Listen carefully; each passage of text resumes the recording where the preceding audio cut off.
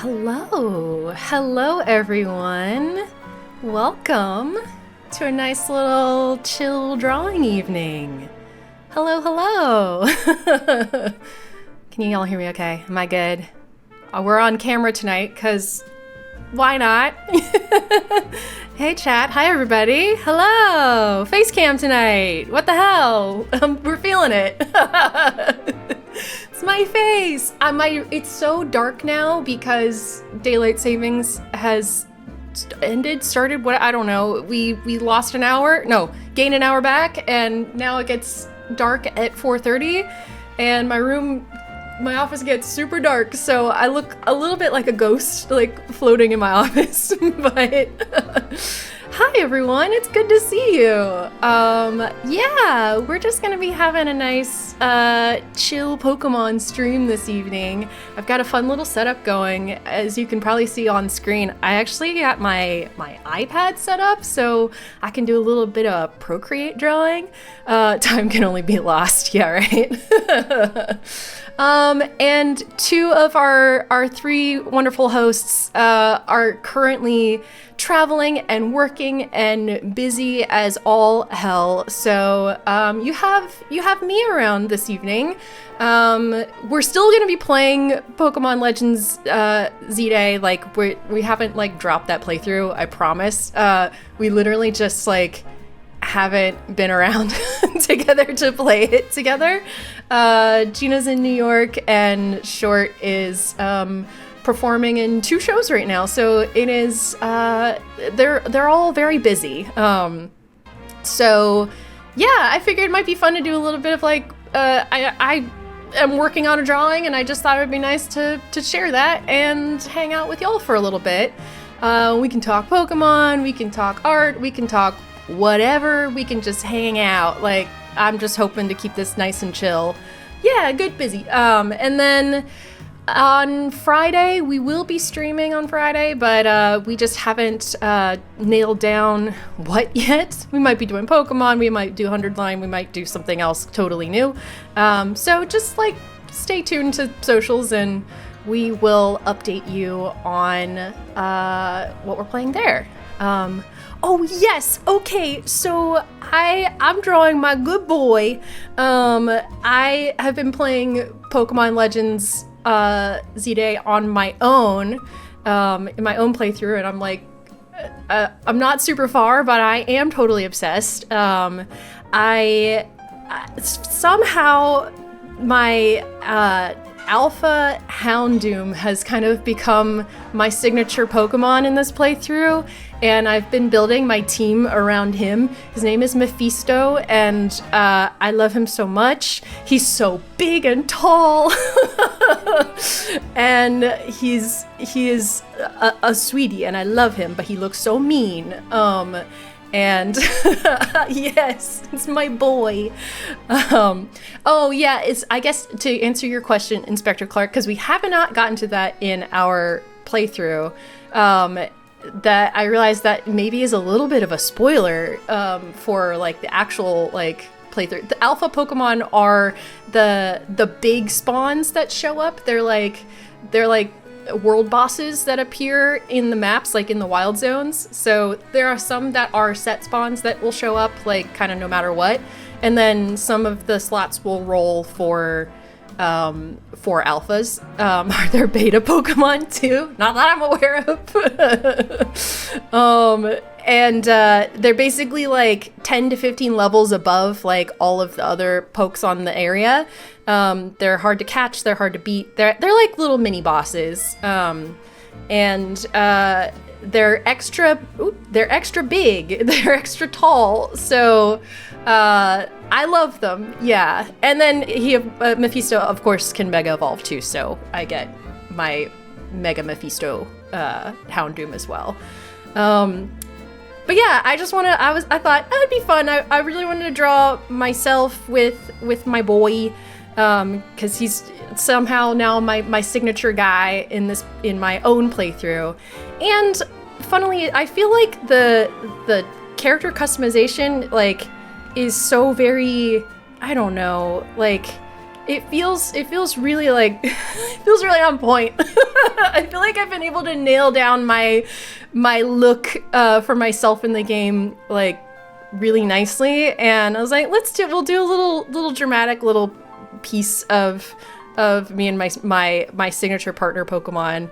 I ultimately would like to render this out in the style of like the 100-line absorbing hemo-anima scenes whenever you kill a commander and like absorb their power. So like I would like to whenever I get to rendering, I think we're gonna go in that direction. Yes, it's me and Mephisto doing war crimes together. You know, casual in Pokemon. So that is the intent. So, you know, super edgelordy, you know, that my team has turned into a little, it's funny, Gina was telling me too, like their team initially started as like an edgelord team, and I kind of chuckled at that, but I feel like my team has also shifted rapidly into edgelord as well. Who else is on my team right now? I'm training up a Gabite into a Garchomp. I just evolved my Inkay.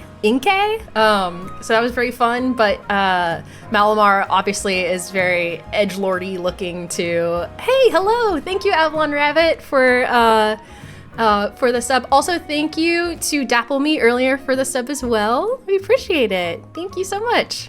Genevieve. That's so good. But yeah, but we're gonna, I don't know if you've tuned in for my how does evolving Inkay work in the game?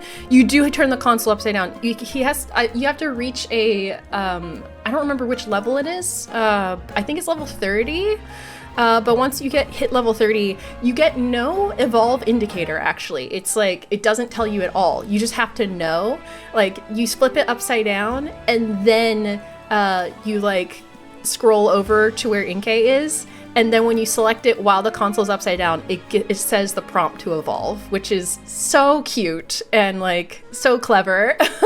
And it is the kind of stuff that would like spread rumors in your elementary school. Yeah, it feels essence of hunting, you know, trying to unlock Mew in the code.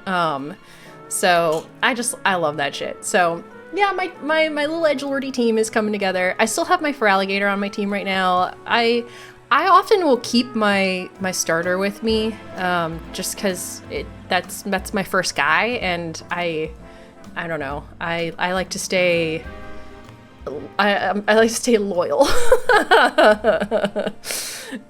But yeah, it's very good. It's a fun little game. I'm excited to play more of it on the channel as Roscoe and building out mine and Gina's like specific team. So that'll be really fun. But yeah, as I was saying earlier, if you haven't joined one of my drawing streams before, usually pretty chill. You know, I've got chat up and I've got camera on, and I'm just here to hang with y'all. We're gonna draw together. You know, it'll be nice and quiet and chill. We're vibing, but like throw any questions out in the chat. I'm happy to do a little AMA, a little hang. That's totally fine. And yeah, we can just vibe it out here. Yeah, totally. But yeah, so I've been. Oh, dang. Yeah. You have to get a whole Switch 2 to play the game. Yeah, that makes sense. I've heard that it runs okay on the Switch, but if you don't have a battery life on your Switch anymore, then yeah, it makes sense. I mean, I have had to like work on work stuff with the Switch for a while now, so I've been like, or the Switch 2, so I've been like, you know, handling the Switch 2 for a bit, and it is nice. Like, it is more comfortable.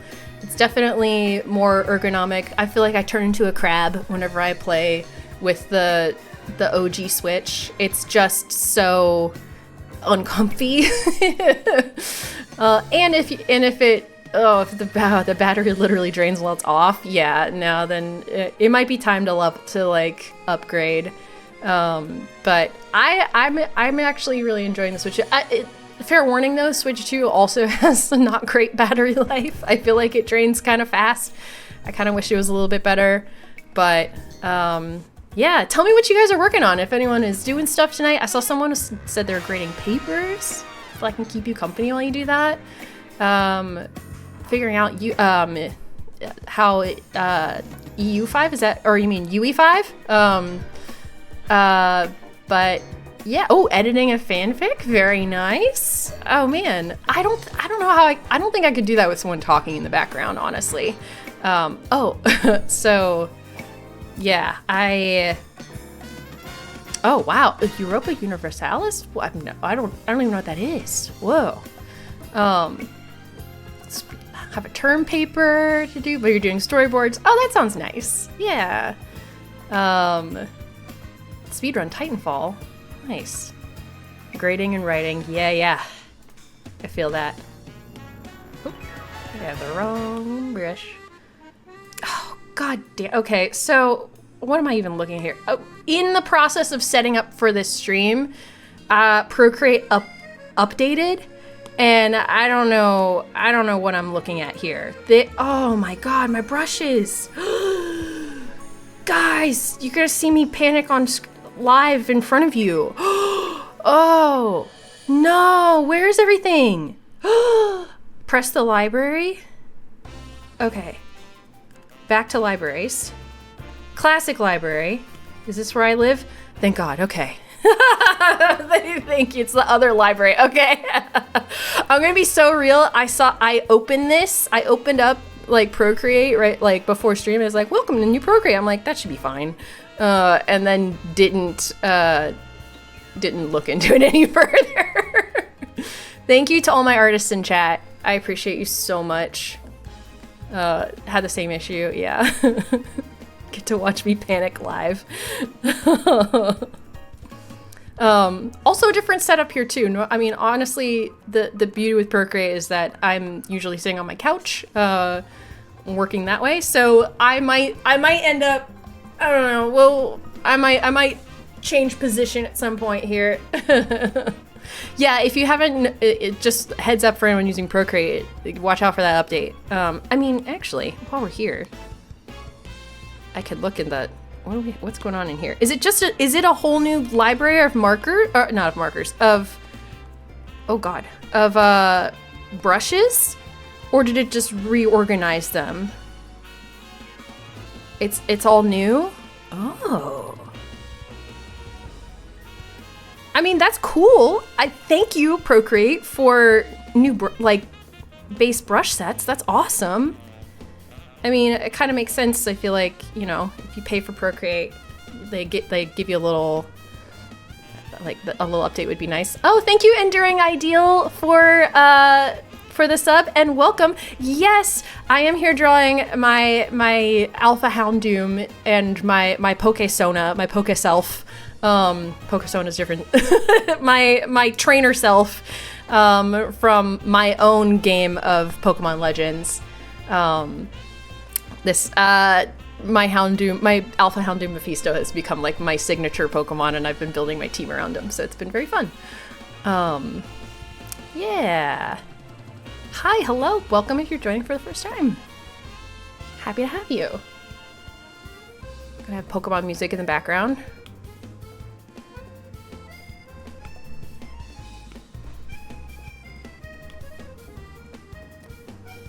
Trying to decide where to go. Okay, oh yeah, so I was looking at these brushes. I mean, these are great. I'm glad that, again, like I'm saying, I'm glad that they gave a whole new set, more optimization for creating brushes. Oh, that's awesome.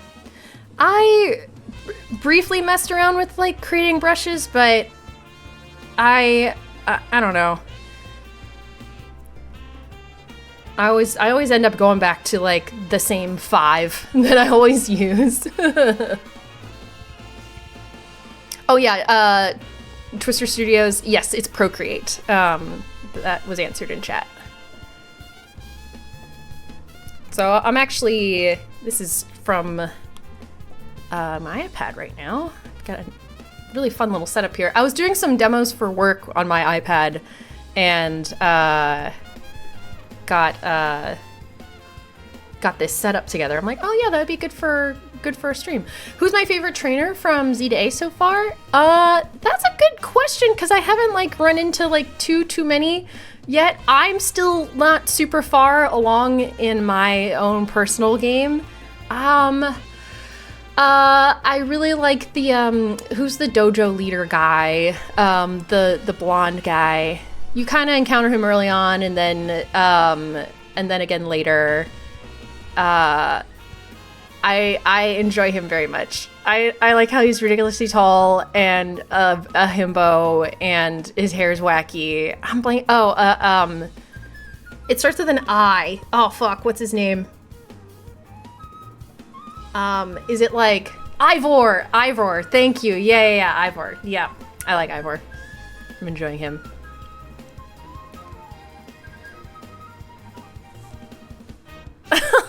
Oh, thank you, Is Conceivable. No, I think I saw it. Did you post that fan art? I think you did, and it was really awesome. Ooh, I got that alpha battle music.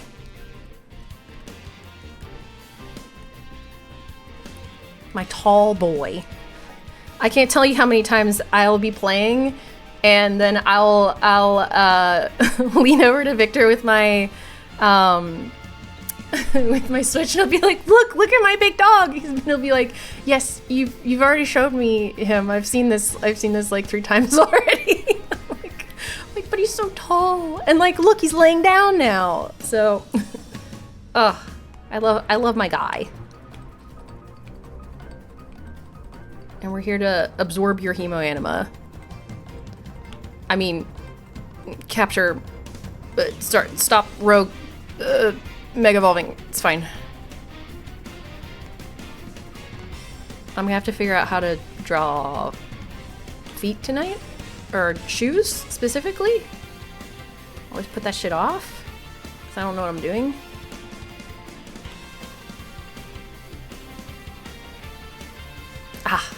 Thank you all. Thank you.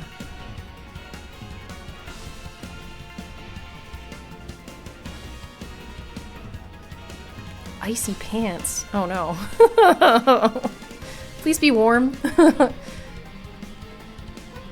It got abruptly very rainy here. As soon as like immediately after Halloween, it like goes immediately into rain.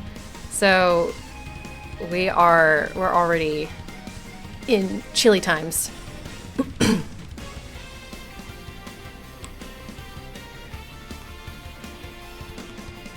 Also, I apologize for how much I will be flipping and rotating the canvas around and just like doing this shit. So just be ready. Apologies.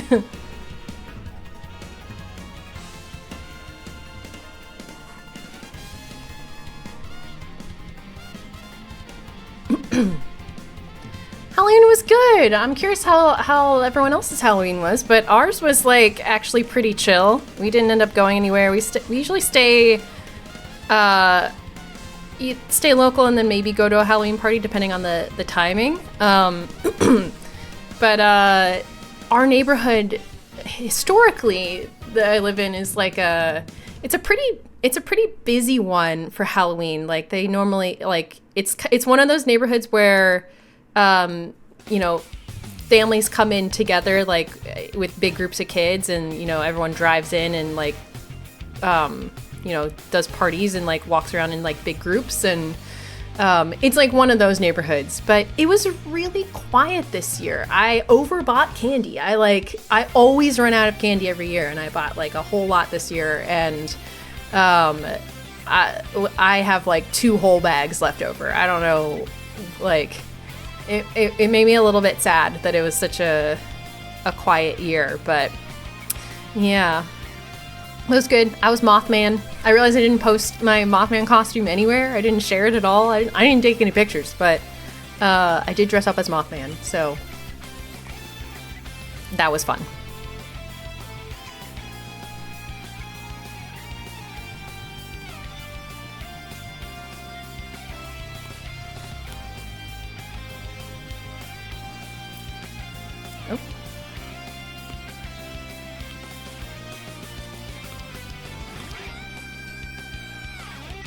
I've been eating so much candy though, because I have all that leftover candy. So I'm like, I've cooled on the candy a little bit. It is, I'm like normally a big sweet tooth person. I really like sweets. I love chocolate. I love candy. I love it all. And I'm so tired. I don't want it anymore.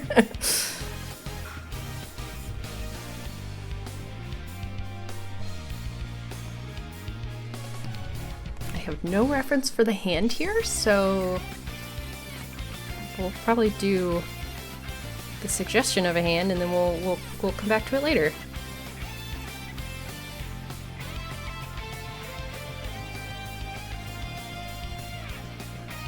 My behated. Yeah, right.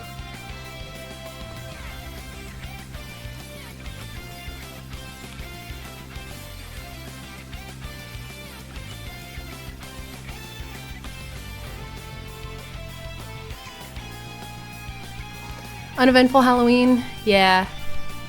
Paranorman in theaters. Oh, that's cool. I saw that one when it first came out in theaters. That is so cool. I haven't seen that movie in forever. That's awesome.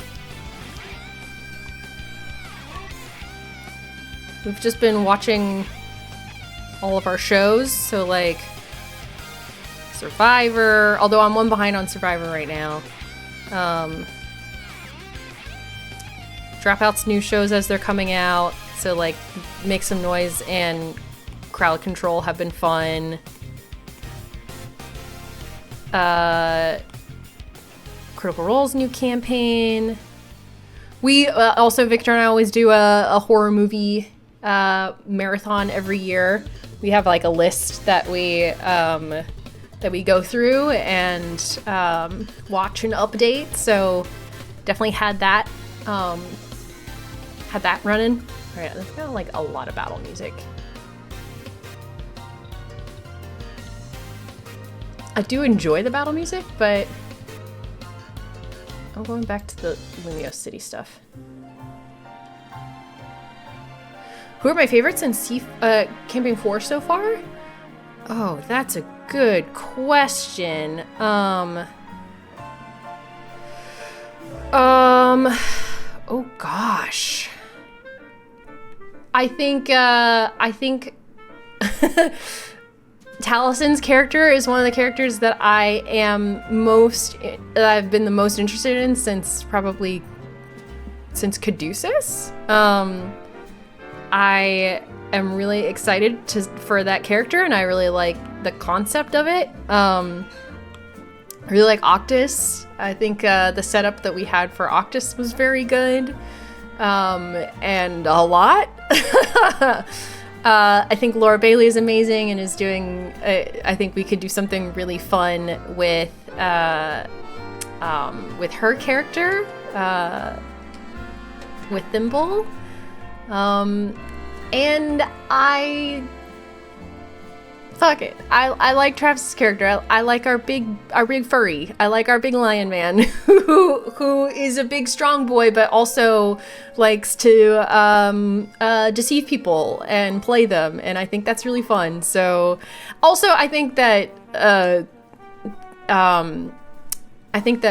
Brennan is doing an amazing job as a DM. I mean, obviously, we're about to go into the actual structure of the campaign. If anyone's unfamiliar with Campaign 4 of Critical Role, they're basically doing a West Marches style campaign with a very large group of people broken up into 3 parties at 3 separate tables that will eventually interact with each other over time, but basically run through different story arcs.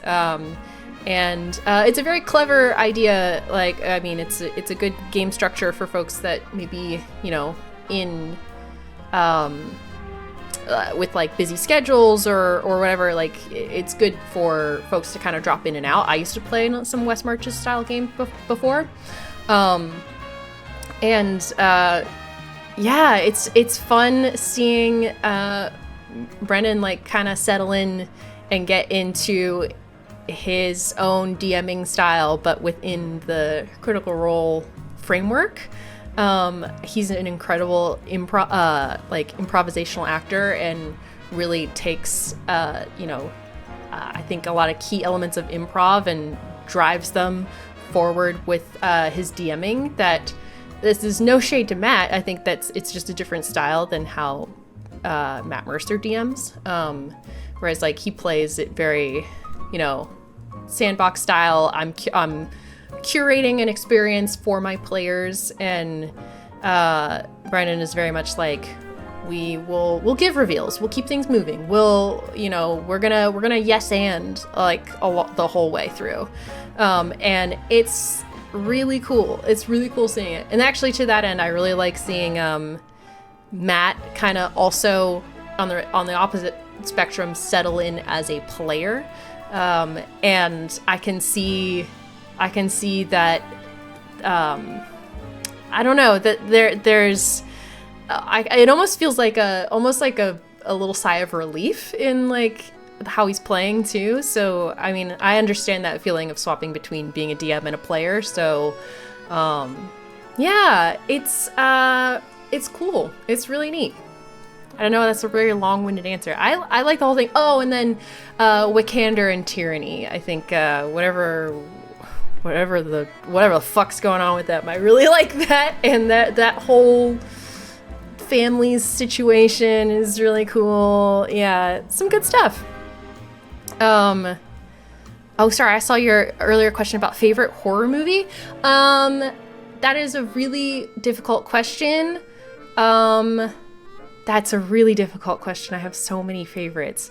For some reason, the one that immediately comes to mind is like, it's a horror movie. It's called The Endless. And it's really good. It's a little indie film. I think it came out in like 2015. Oh, this hand's too small. Oh shit. Good thing I zoomed out. I don't want to say too much about it because it's like, you think it's one movie and then it does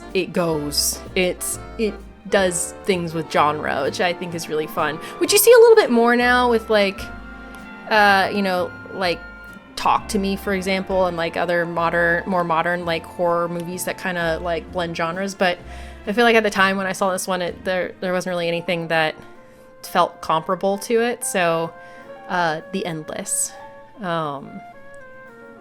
What got me into art? I don't know. I don't remember. I've been doing art as long as I can remember. Like, truly. I know that sounds cliche, but I was drawing when I was a wee bab. When I was very, like, little. No, seriously. Like, I remember drawing when I was, like, 4 or 5. I remember drawing with my dad, and my dad would do like little very endearing little like illustrations, and I would try and follow along. I would draw along with him, yeah, I remember like learning how to turn my people from stick figures into like, having full, I don't know, arms and legs when I was like really, really little, and like my dad taught me that. So I guess my dad got me into art. But yeah, it was my parents were actually really cool about it. They were like very supportive of me being like into art and an artist. Obviously, I went to art school. Like I went and studied fine art. And when I was really young as well, like, like elementary school, my bedroom was painted blue. Like it was like a baby blue, or sky blue color.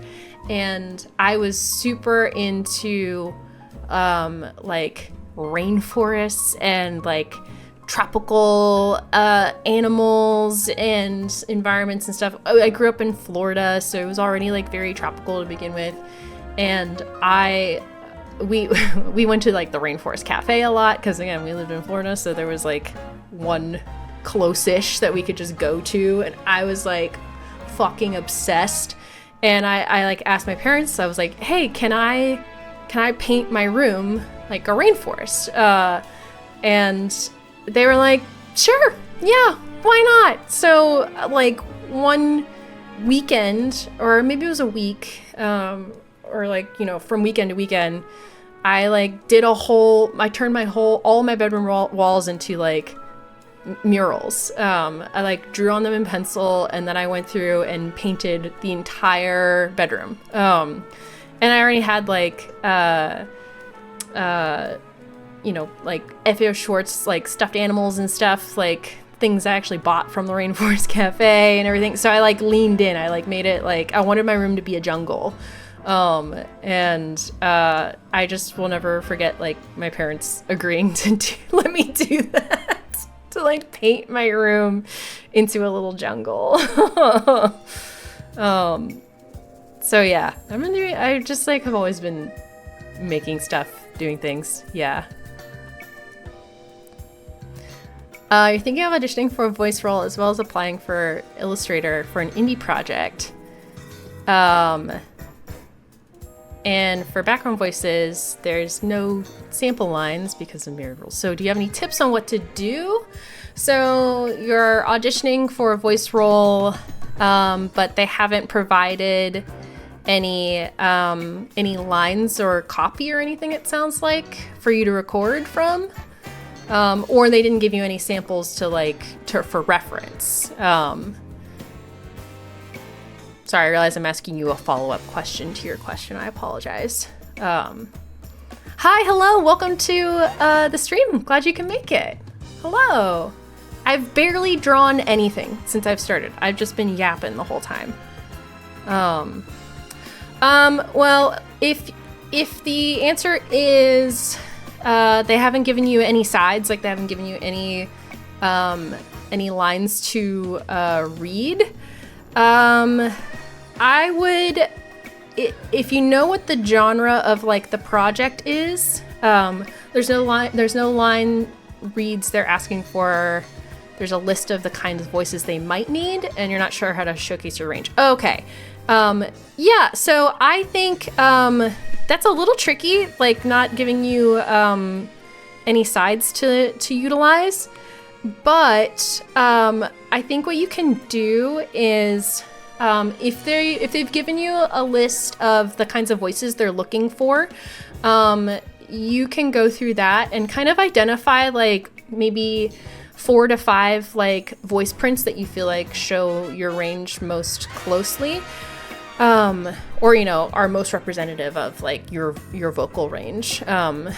And then go and see if you can identify characters that kind of align with those voices. Like, say, you know, if there's like, they're looking for some kind of, you know, boyish, young, preteen, you know, male voice or something, you could go reference Pajama Sam, and you could go, you know, pull just like 1 or 2 lines from that character and just like read those lines and then move on. I mean, a lot of people start with their demo reels using existing sides or characters' lines before like you build up, you know, a reel that is like your own characters, or like a visual reel or something.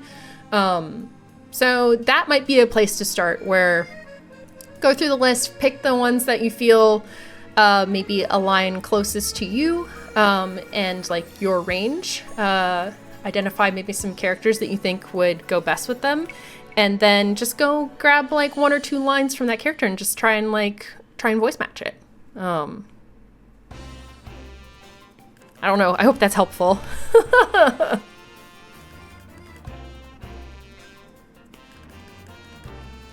Maybe I shouldn't start on a complicated hand grip when I have barely been drawing anything for the start of this stream. Also, thank you guys. I'm glad you like the yapping.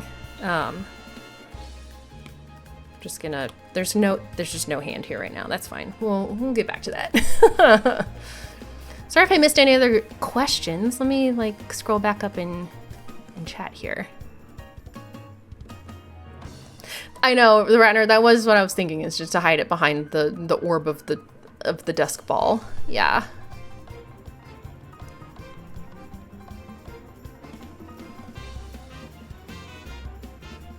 Oh, sorry, Ether21, I missed your message earlier. We're talking about Critical Role a lot. I'm happy to talk about Critical Role anytime. Also one of my special interests. I'm glad that's helpful. Okay, good. Yeah. Just draw the fingertips. See, Inspector Clark, you are describing exactly what I would normally do, which is, yes, take a picture of my hand and then just redraw it, and trace over it and make little adjustments. Dude, Maloba, I agree. I can't believe that Mighty Nine Animated is this month. It's like in 2 weeks. It also doesn't feel real. Seeing characters like that, those characters that, I don't know, mean so much to me, like animated on screen and like given love. I'm so excited. Everyone go watch the Mighty Nine when it comes out. I love that fucked up little group. You're exactly. It's not stealing if it's your own hand. Yeah, that's kind of here. I'll show you a little bit of my process when I was doing the Houndoom earlier. I did the same thing. I went in and took screenshots of my Houndoom, but it wasn't posed exactly right. So I like flopped the head around and like changed the proportions and everything, and then just like redrew it. So, use references. I'm doing the bad thing and I'm trying to make up a hand, which normally I would not do. What kind of music do I like? Oh boy, that's also a very hard question because I feel like my music tastes have changed a lot over the years, but I don't know. I enjoy like probably the best way to describe it is like soundtrack music. I like music that I can throw on in the background and leave playing for a long time, and it's like kind of vibey. I really like a like retro future like synthwave sound very much. I like music that I can just kind of like settle in with. Definitely some like indie rock. So, and I guess yeah, indie electronica.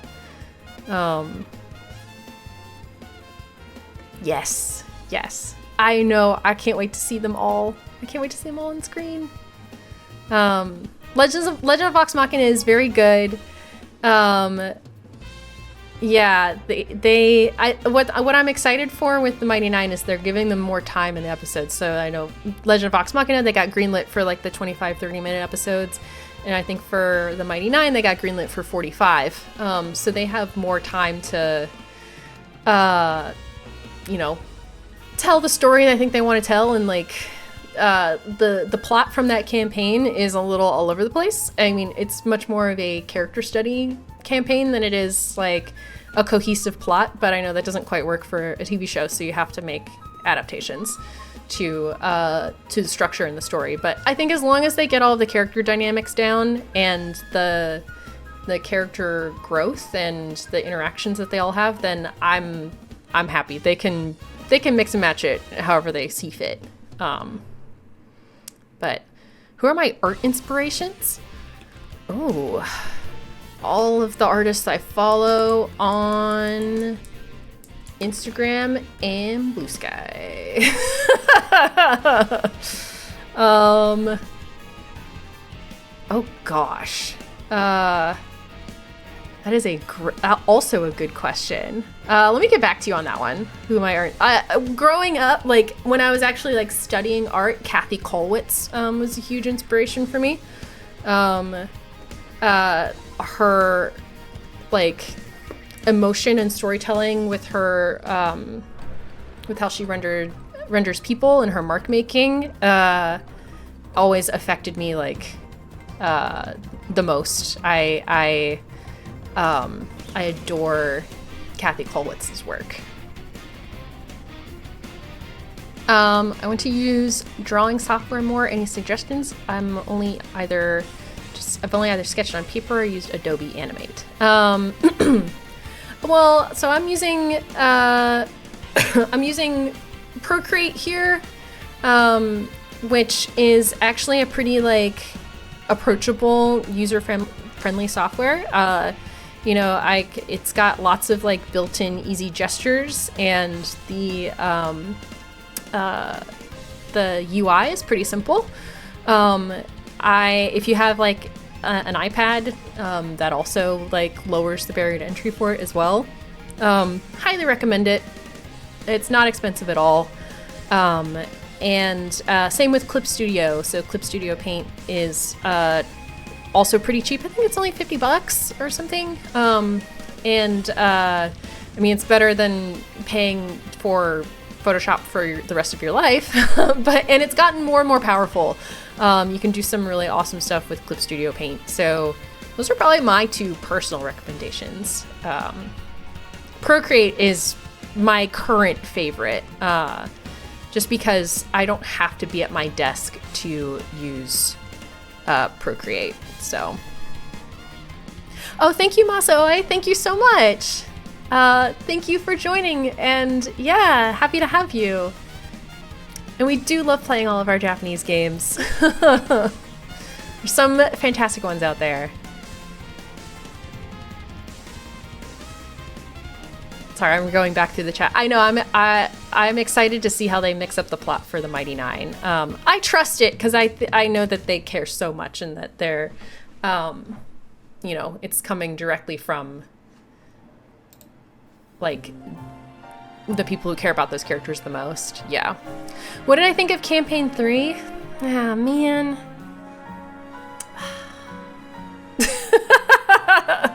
What did I think of Campaign 3 of Critical Role? It's complicated. I think it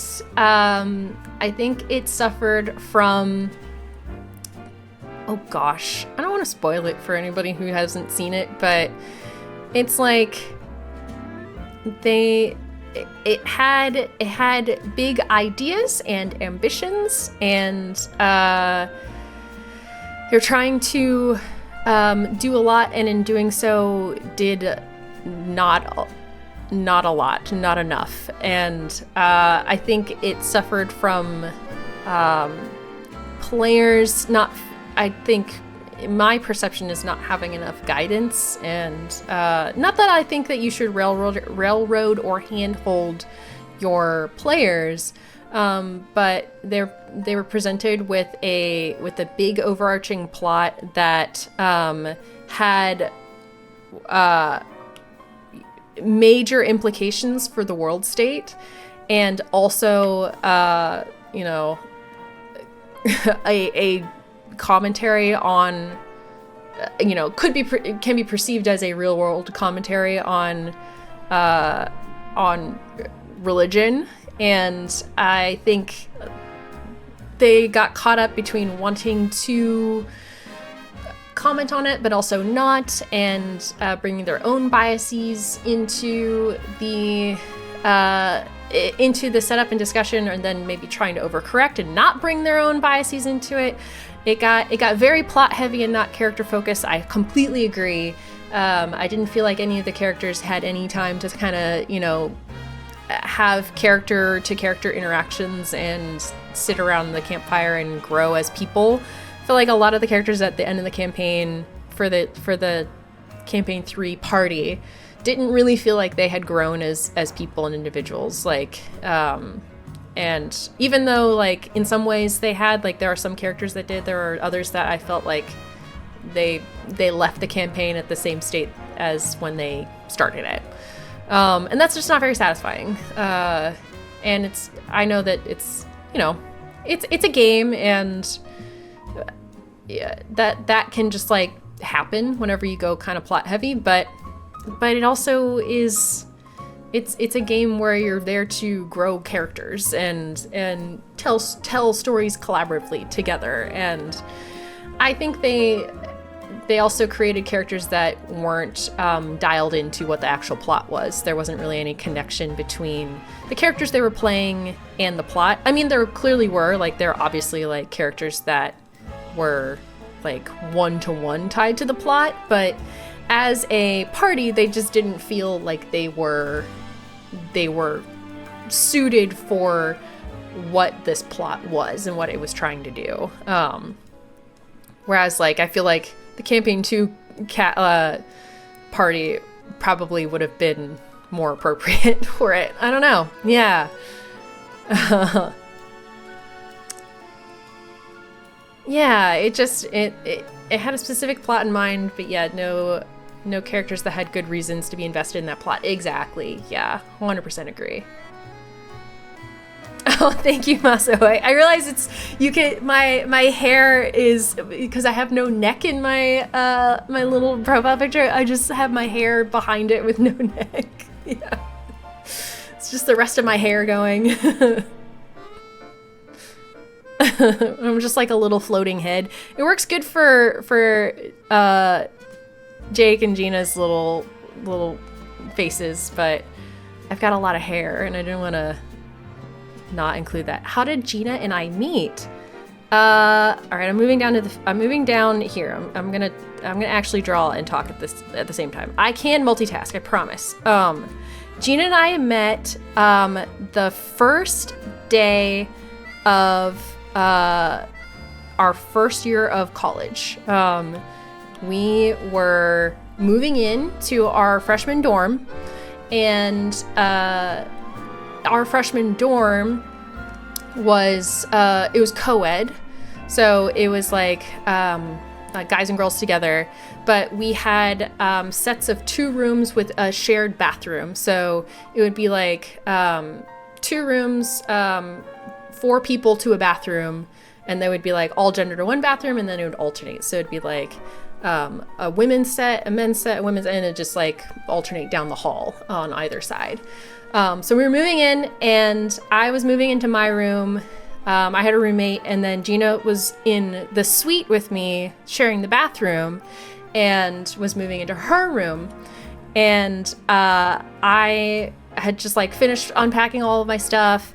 I came in and I had like a big, I had like a big pack of Mountain Dew, because like Mountain Dew was like so cool at the time. It was like Mountain Dew was having its like heyday, and you know, with nerds and gamers, and I was like, I opened up like the pack of Mountain Dew, and I like peered around the corner, like I went through our little connecting like hallway over to Gina's room and like poked my head in and was like, hey, I just like opened a bunch of Mountain Dew, like, do you want one? And Gina was like, oh yeah, sure, thanks. And I gave her the Mountain Dew, and she had just was setting up her space and had a bunch of figurines set up. Had like a Big Daddy and a bunch of Tales of Symphonia figurines and like, you know, other nerd shit like me. And I was like, oh my gosh, I love your figurines. Those are awesome. And she was like, oh, thank you. And then we just started talking, and that was it. And then we've been best friends ever since. So we were suite mates in our freshman dorm, and then for the rest of the time, for the rest of college, we were roommates. So we were either just Gina and I, or Gina and I and like one other person in like a set of like, you know, like an apartment together or something. Yeah, the Dew bringing people together. Yeah. It was all for Mountain Dew. Mountain Dew and, I don't know, I guess college. I mean, it was the Mountain Dew that did it. And Gina's Big Daddy figurine. That thing was really impressive. And then we both ended up working for the same company that published BioShock with Big Daddy. So the world is so small. Built on Big Daddy. Everyone thank Mountain Dew. That's the deep lore.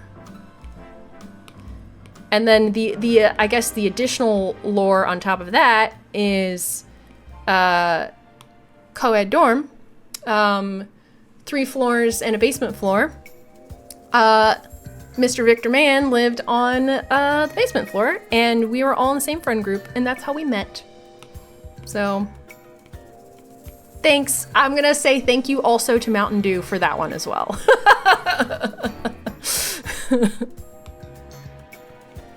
Yeah, we're a little friend. See, this is you did not get a Mountain Dew. That's true, actually. Yeah.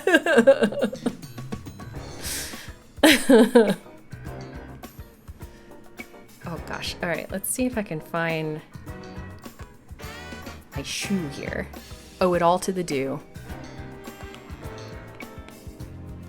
Pretty sure I had a... Oh yeah, here we go. Nice. Oh shit, okay.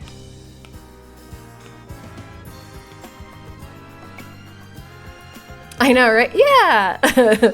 meeting my best friend and my soulmate, my partner.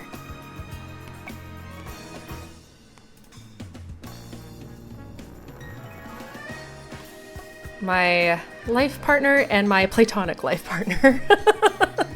Essentially.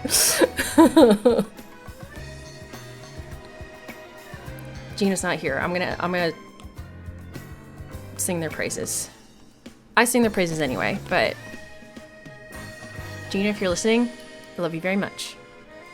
Hope you're having fun in New York.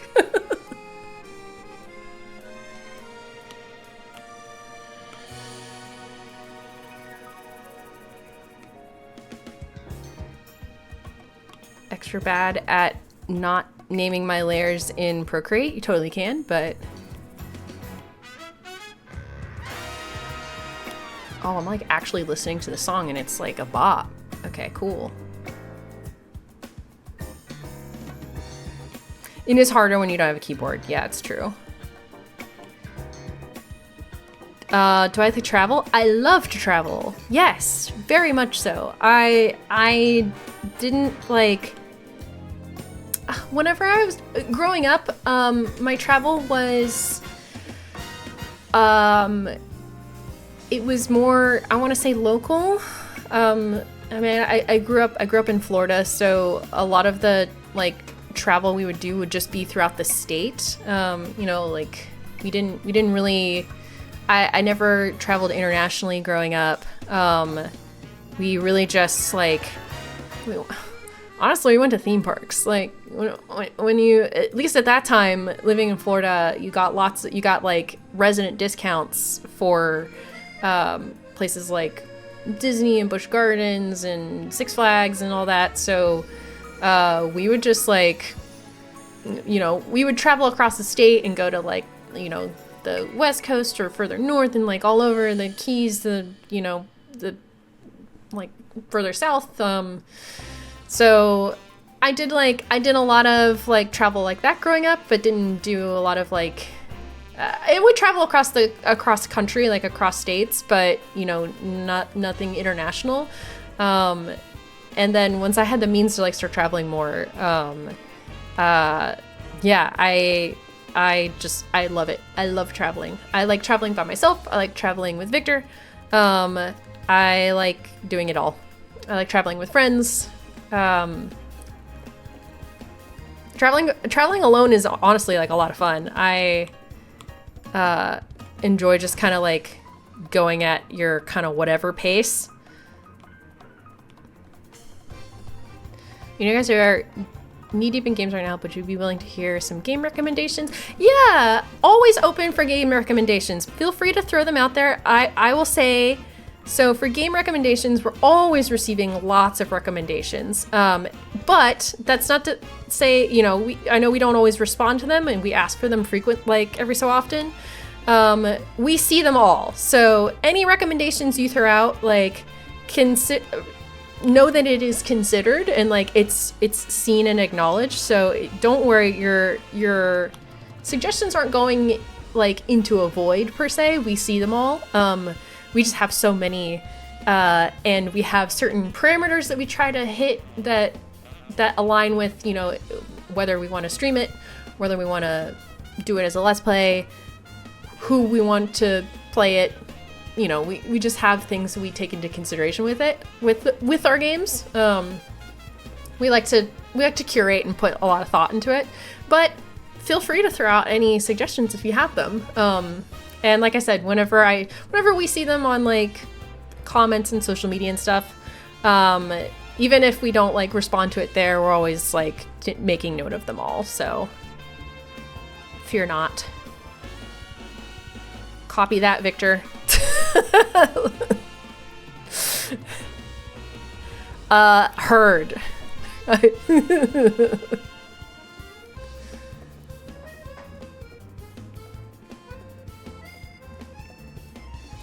Oh yeah, the Rider. I know it's tough with traveling.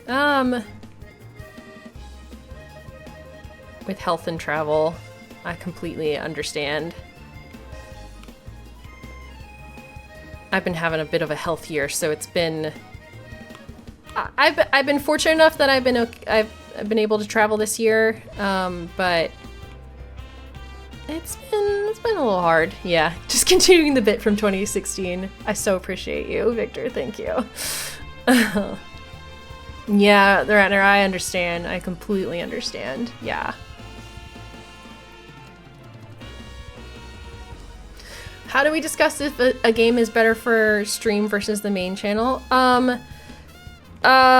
Honestly, like the length of the game is like one that we consider a lot. Like, is it one that's gonna take like a long time? Is it something that we want to do for a continuous playthrough, or do we think it's better suited for playing? You know, some games are better in bigger chunks of time. Like, I feel like the 100 line is a really good example where we personally feel like that game is like better digested over the course of like several hours of a stream rather than trying to break it up into like hour-long episodes. So something like that.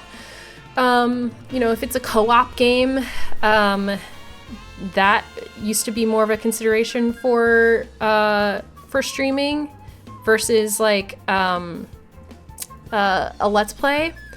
Oftentimes for a Let's Play, we like to do things that will allow us to do more voice acting, but honestly, we're doing a lot of voice acting for everything now. So the fact that Gina and I do all of our recording is behind the curtain a little bit. We do our recording remotely now, so the lines get kind of blurred. It's really mostly between like the chunks of it, the length of the game, and like, is it better for us to play it in big chunks of time, or does it feel okay if we break it up? Like 13 Sentinels is one of those games where it's paced so well. It does great whenever it is broken up into those like 1 hour-ish segments, because the game gives you like a big reveal pretty much every hour in how it's paced. So it suits that format really well. Thank you, Avalon Rabbit. I'm glad you've been enjoying 13 Sentinels. That game is now one of my top 10 like all-time favorite games ever. It drives me crazy that like such a good piece of sci-fi narrative media is like tucked away in a game that nobody has heard about. And I like tell my coworkers about it all the time. And I'm sure I sound like a broken record, but no one's gonna play it because it's on Switch and PlayStation 4. But I don't know, everyone should play that game. It's so good. It's so good. Oh, or go watch us play it. If you like me theorizing and yelling a lot at big surprises, much in the vein of Danganronpa 2, you'll really like 13 Sentinels. So.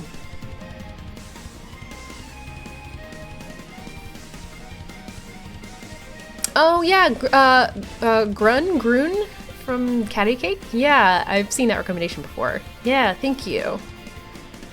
Jurassic World Evolution 3 is on my list. Yeah. Oh, you did the Japanese translation for it? That's so cool. That's awesome. I have a friend playing that game right now, and she loves it, and I'm a dinosaur nerd, so I really should pick it up. The animation in it is very good, even though I'm not like, I've like cooled on Jurassic Park as a franchise now. I'm a first movie or bust. That's my favorite. I'm just, I don't know. purist. But that game looks really fun, and I've heard are really good things. I can't get this fucking shoe right. Oh my god. Oh, good. I'm glad you will be playing 13 Sentinels. Yeah, everyone should go play it and give it some support. It's really, really good. All right, let me skip around the music a little bit.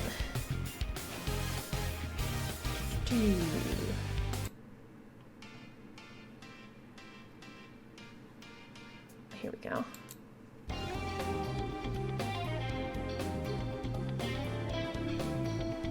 I love this track because it just feels like a Persona song. There's a lot of songs in the Z-A soundtrack that is very Persona-ish, and I enjoy that. Yes, you will get Jake's text-based adventure game thingy that he did as part of the charity stream. We haven't forgotten about that. Poor Jake is just really busy. We put so many other projects on his plate for ShortOneGaming that are in the works right now, but he you know, given his work, he has to kind of drop everything and prioritize gigs as they come. So, you know, we have not forgotten about that. So yeah, he will definitely be sharing that. I have not forgotten either. Yeah, you know, just little things. Just little things.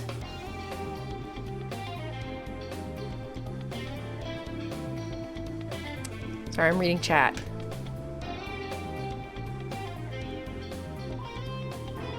Games leave you confused till the end. Yeah, that's definitely 13 Sentinels. Yeah. Skate 4? Okay. Demon School. Coming out in a few weeks and seems to be inspired by a mix of old school and modern Persona. No, that's cool. That sounds awesome. What do I think is the best game of the year? Of this year? I don't know. I haven't played it yet, but it's probably Clair Obscura. I think that's probably it. I think that's what's gonna, if we're going by like Game Awards, I think that's what is going to win Game of the Year.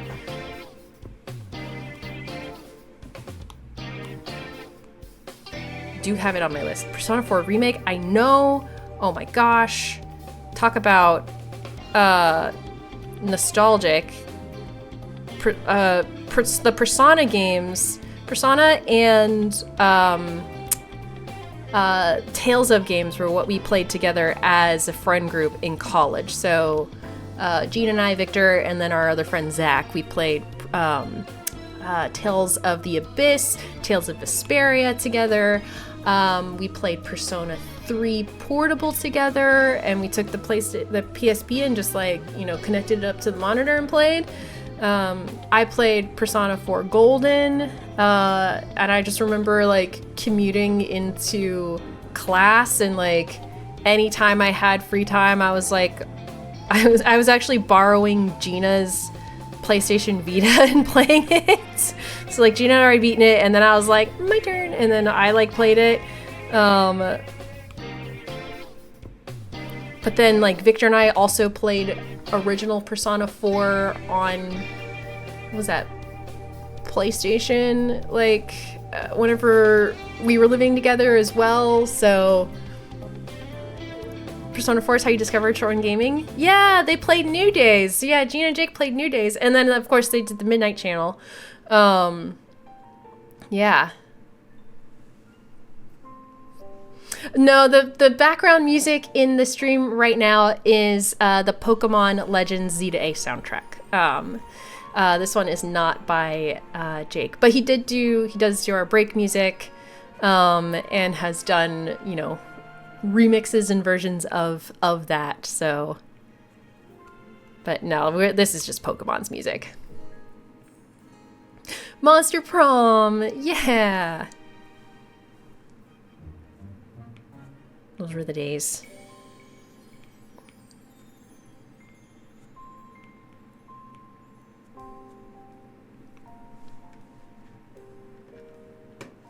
I'm very excited for the Persona 4 remake, though. Really looking forward to that. God, when the Miranda stuff happened, we were like, oh, this is this is something. It was really funny too because Gina had texted me the song, like the moment with the song before we posted it, and was like, this might be something. Be ready. We just had that little feeling, you know? So funny. Do I like action-heavy games or thinking games? It depends on the game, honestly. I mean, if it can do a little column A, column B, I enjoy that. I'm probably more of like a, you know, a story-driven, like type of gamer. I think I like, you know, games that make you kind of hang and think. That's probably where I'm the most comfortable, but I also enjoy a turn your brain off action. I like something that does a little bit of both, that, you know, is maybe like a really well put together open world RPG with like good side quests and interesting characters and storylines and like mysteries to solve and stuff. And yeah. Miranda clip. Yeah. Oh my God. I know. I've drawn one shoe. Look at me go. Honestly, I probably will just... I think what I'm going to do is just start inking and then figure out the rest afterwards.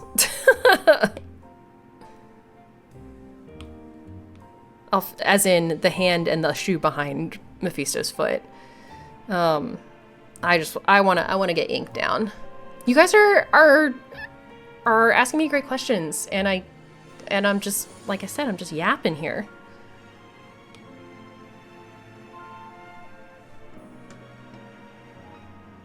But you found us, Red Delphi, you found us through Tales of Symphonia. That makes me so happy. Oh my God, man, that was a time. That was a long time ago. Holy shit.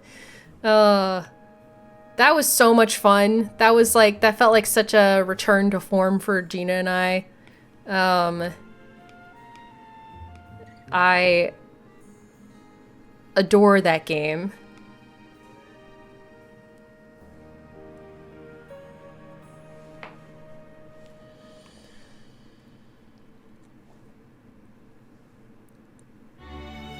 What was my favorite game to play for the channel? Ooh, this is Danganronpa 2. It was Danganronpa 2. I cannot tell a lie. That shit was my jam. That was so good. I also loved Teenage Exocolonists. I love that you found us through that. I also loved playing that. Yeah, it was Danganronpa 2. That was my favorite thing so far. Yeah. That series, man. God.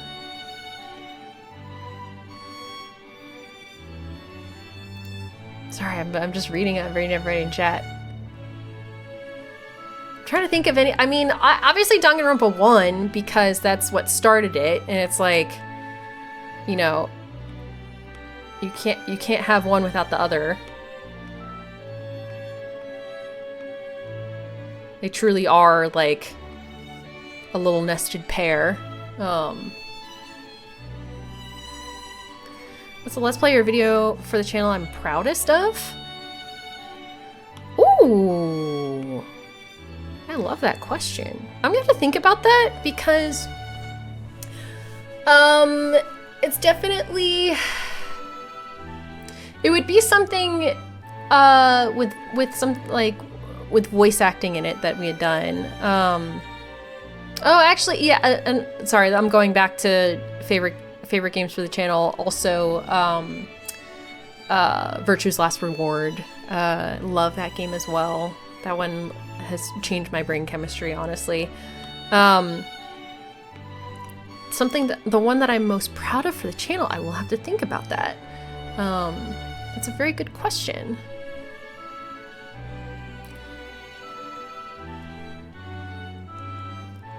Found you through Zero Escape. You guys were my introduction to the series is so good. Yeah.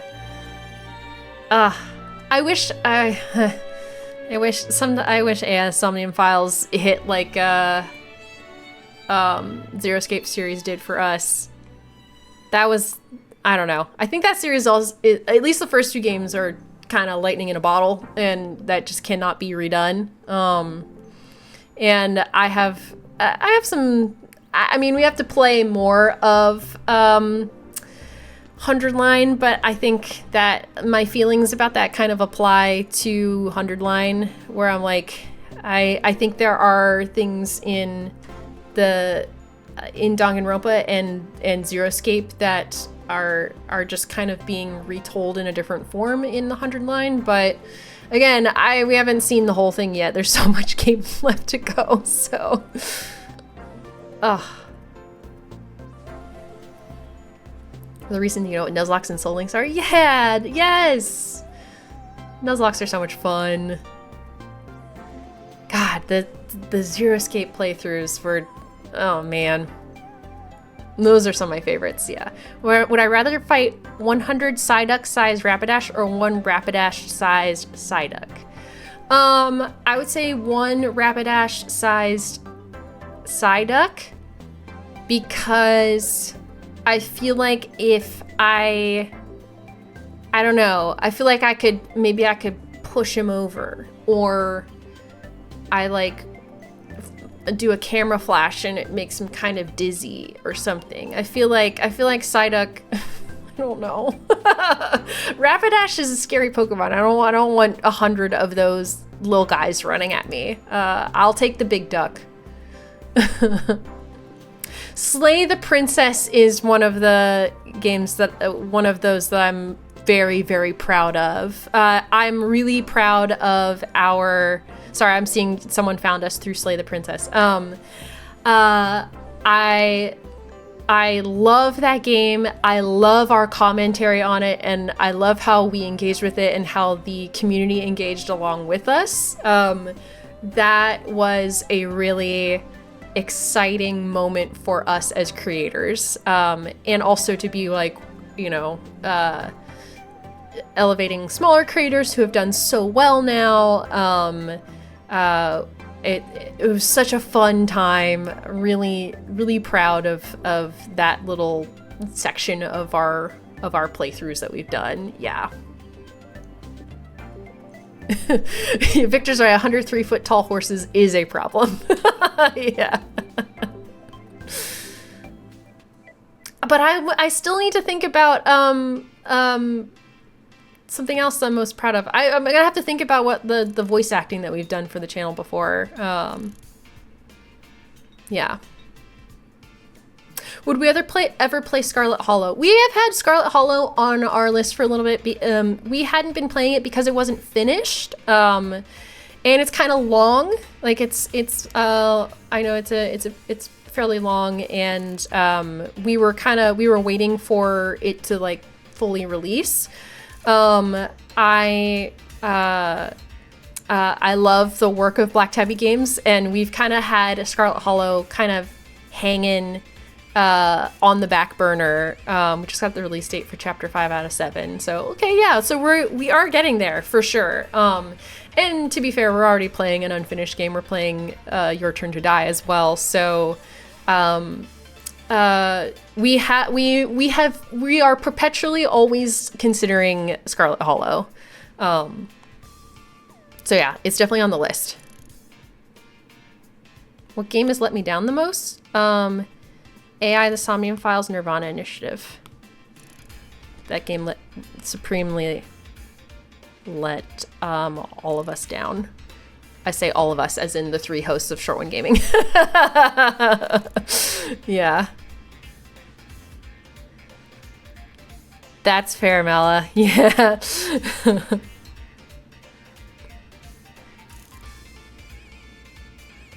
Okay, look at me. I'm inking. Look, I'm making art. I'm doing it. I'm not just talking the whole time. I do like talking with you all, though. This is really nice.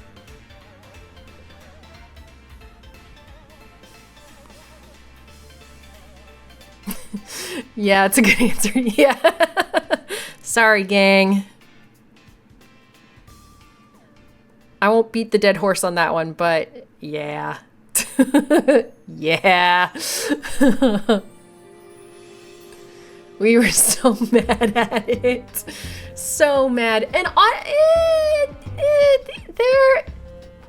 it depends on how it sticks the landing at the end, but the most recent chapter for Your Turn to Die was a bit disappointing for us too. I know we talked about that a bit on stream. But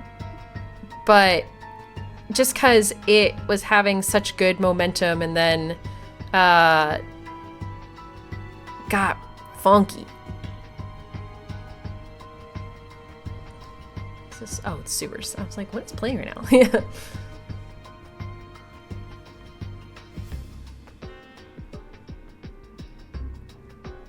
Yeah, it's like in a vacuum, I feel like the original the Somnium Files is like, it's fine. It's like it's a campy little like mystery story.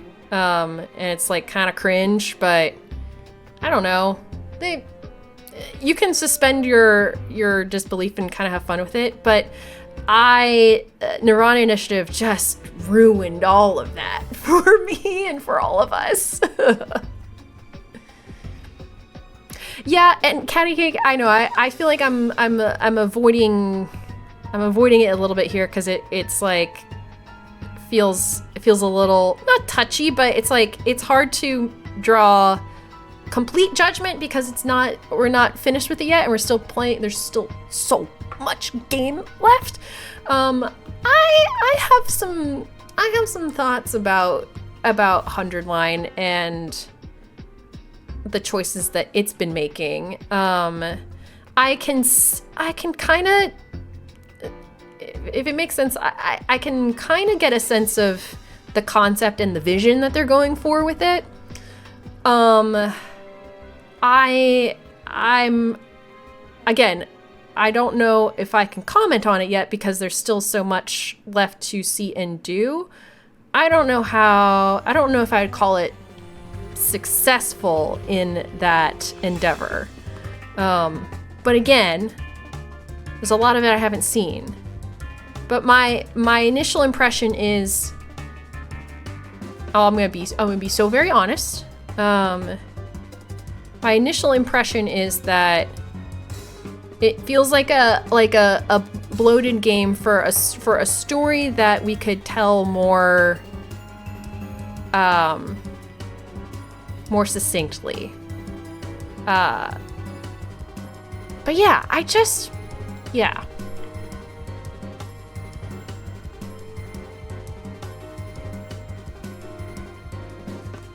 Oh yeah, I completely understand is conceivable. Yeah, it's tough because like you've said, a lot of people have played that game, like grown up playing that game, and you know it's different. It's hard when you're coming at it from in a different time frame. Yeah. The thing is, whenever I'm playing, I'm going back to 100 Line. Whenever I'm going back to 100 Line, or whenever I'm playing 100 Line and I'm playing it with Gina, we're having a lot of fun with it. And like it's definitely one of those where I am like, I'm gonna go turn my brain off and I'm gonna have fun with it. I'm gonna find some fun. And I like playing these games with Gina. I like to voice act with Gina, and like when we're playing it together, we have a lot of fun. Like we're having a great time with it. I think as a piece of media and like it,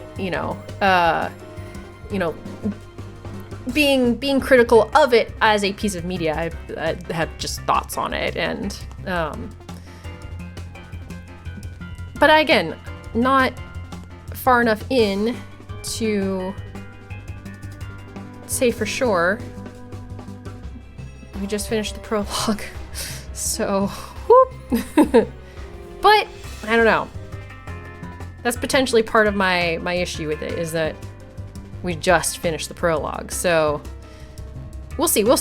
We shall see. I think the next time we stream it, whether that is later this week or we just pick it up next week, I think it's going to be really interesting. I'm glad that I'm grateful for having like taken a little bit of a break on it, because I've been able to kind of sit with it and like think about it a little bit. And yeah, I'm excited. Get out of here. Yeah, so we shall see. Sorry, I'm going back to read these comments here.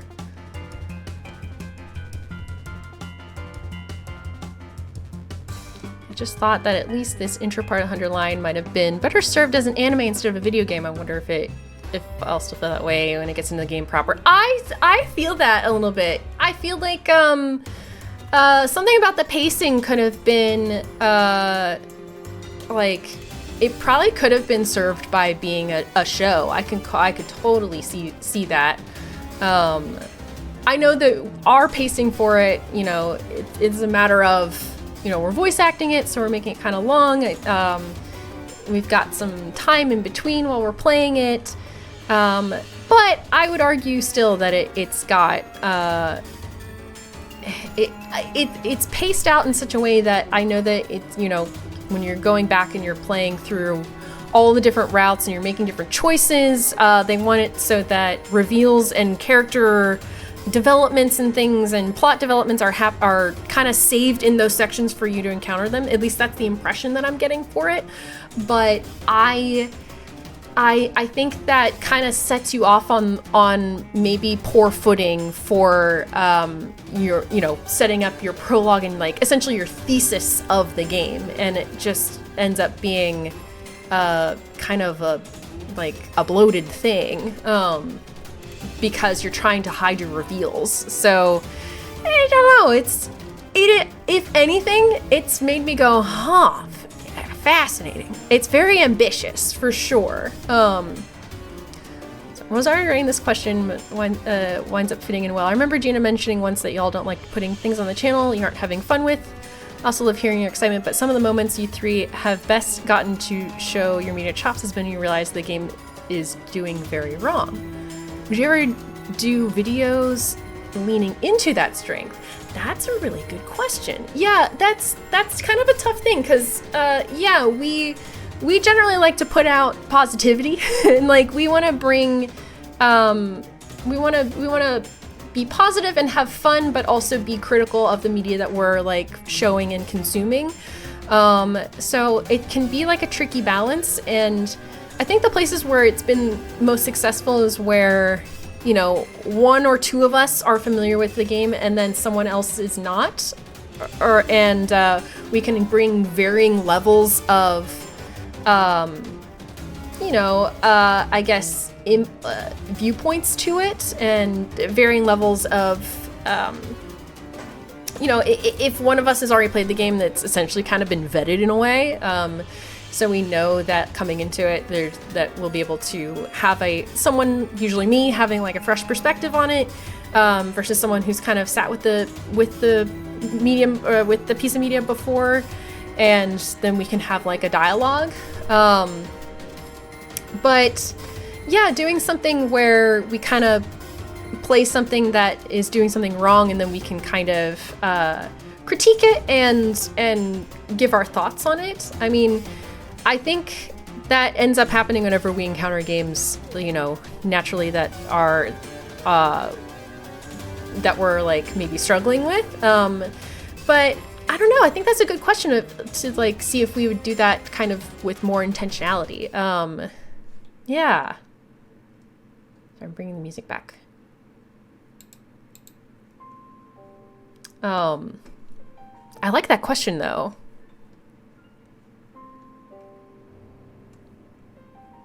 I'm scrolling back. Sorry.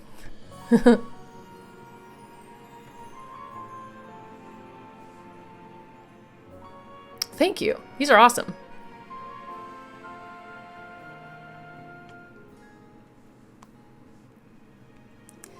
Yeah, I don't... ooh.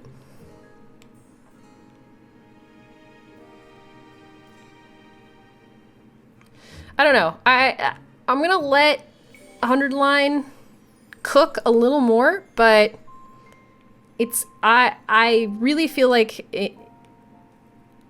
I'm very curious to see if it like immediately start now that I'm trying not to spoil any of 100 line. I'm very curious to see if it immediately starts now that we're out of the prologue making big swings, because I would love that. Because if it starts doing that like right off the bat, then I'm like, hell yeah, okay, cool. That's neat. Yeah. Battle Chef Brigade! Oh my god, I love Battle Chef Brigade, and I love that dev. They have another one coming out, don't they? Not a Battle Chef Brigade. Oh gosh. It's like a robot fighting game, or like a robot, like a mech game? I can't remember. They're wonderful. Oh, it already came out. Okay, that's what I thought. Yeah. Battlesuit Aces! Yeah! We've got that one on the list. It might take months for us to get to it, but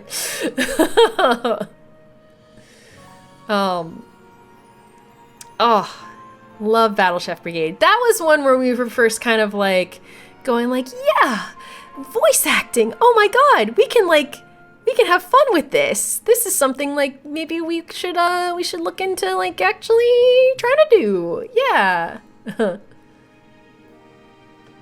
That's like what awoken it in me. What do I think is the scariest Pokemon? Oh.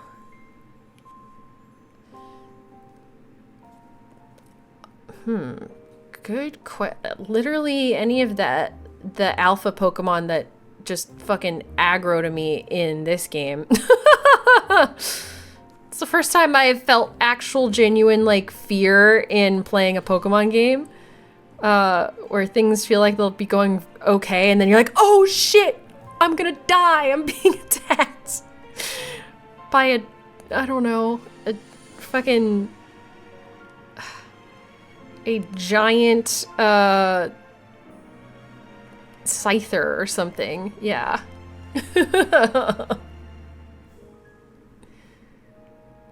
But like, like actual Pokemon? Oh.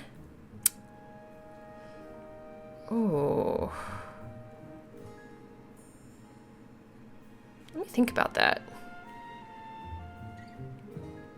A lot of the ghost Pokemon are genuinely kind of freaky, like with their actual lore, which is fun.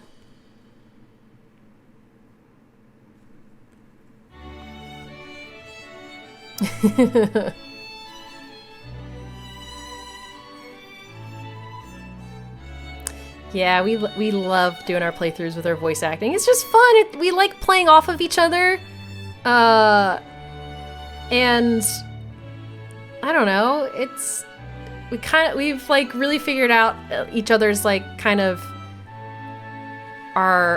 each of our styles and the characters that we like to play. And it's just really fun.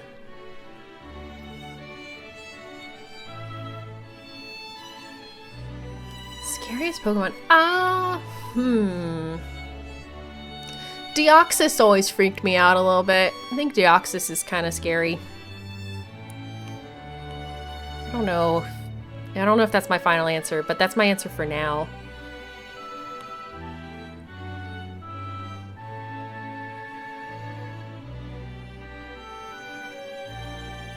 Oh, thanks, Is Conceivable. I'm so happy we've inspired you in so many ways. Yeah, that's awesome. It really is just like for voice acting, like it is just kind of, you just kind of start doing it, and that's pretty much it. And the more you do it, the better you get. The more you understand how to look for work, the more you understand like the type of performances you like to give, and it's just so much fun. It's such a cool art. I love it. I love it so much. Oh, you just found a shiny Pidgey. Congrats. I had been shiny hunting in Wild Zone 6 because I was actually trying to get a shiny Houndour or Houndoom before I like committed to Mephisto, and I ended up getting a shiny Meditite, and I was like, you know what? That's fine. At least the hunting paid off. At least I did it. That's a good spot. You can kind of shut your brain off and just do it.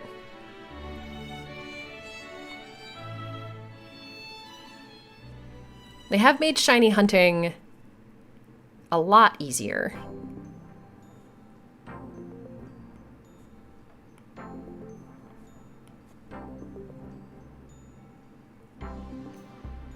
Okay, all right, we're doing it. We're inking. We're doing something.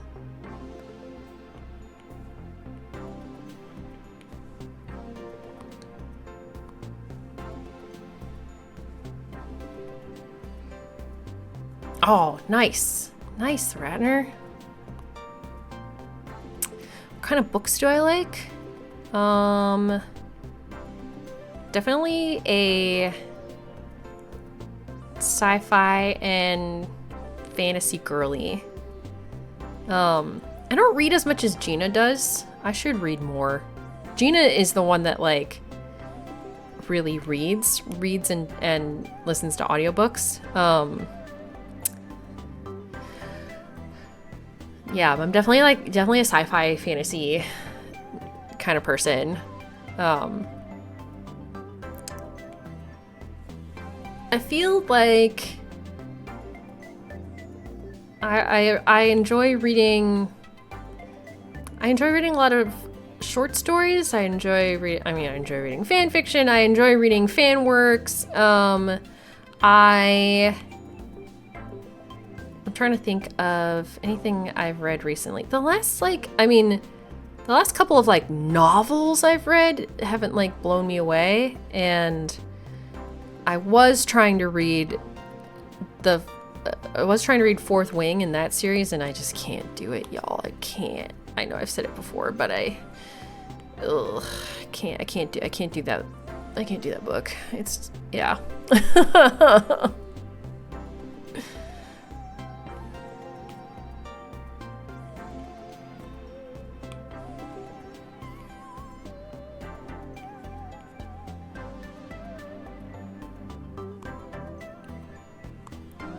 Might come back to the face here. Let's do that.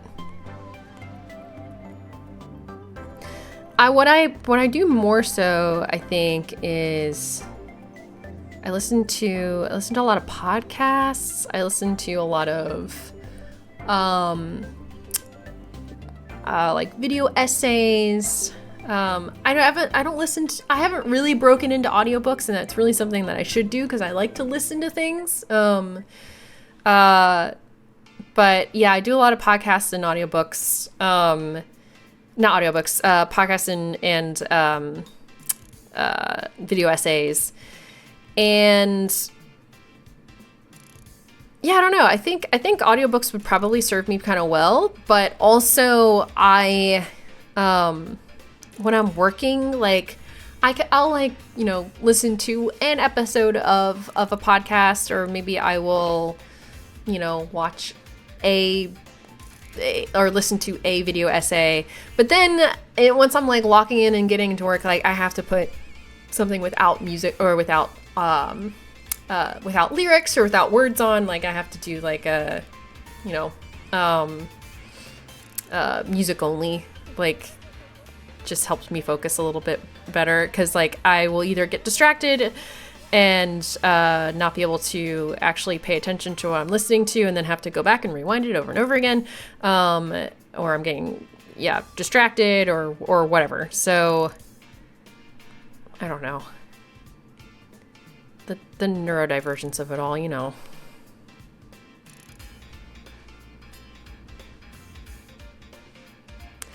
Last 4 books I read were all entries from a cozy mystery series. I mean, that sounds good. I like a little cozy mystery. That sounds really nice.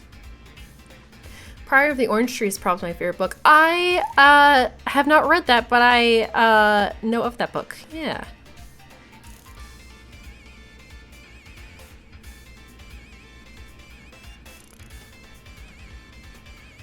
Ooh.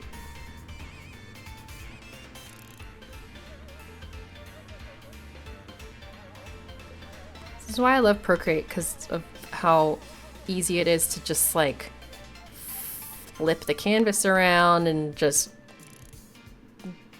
do all this crazy shit. I love it.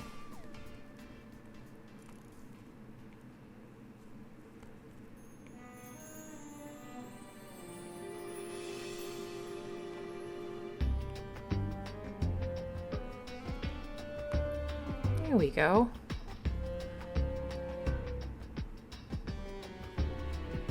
If I can get out of this stream with having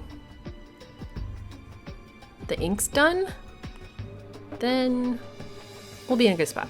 That'll make me happy.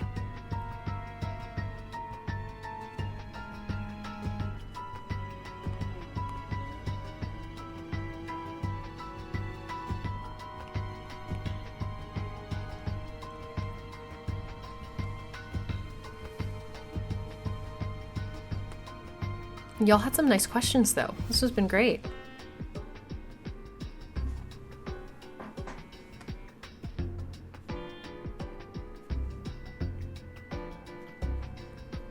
Do like a chill hang. I thought about playing, I almost said Roller Coaster Tycoon. I thought about playing Planet Coaster again as well, but I already had a drawing going, so it just felt like that made the most sense.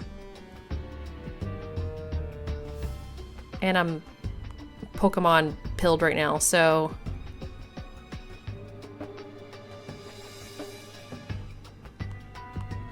excited to play more. What's my favorite breakfast food? I love these questions. I love bacon. Probably bacon. Victor makes a really good pancetta. And we'll have that for breakfast sometimes. I think my favorite breakfast to have is like fried Spam and eggs. Really comforting, really nice. Fried Spam and eggs and like maybe a potato thing. Victor and I often, like on weekends, usually like on Saturday morning, we'll make breakfast together. It's like just our little ritual. I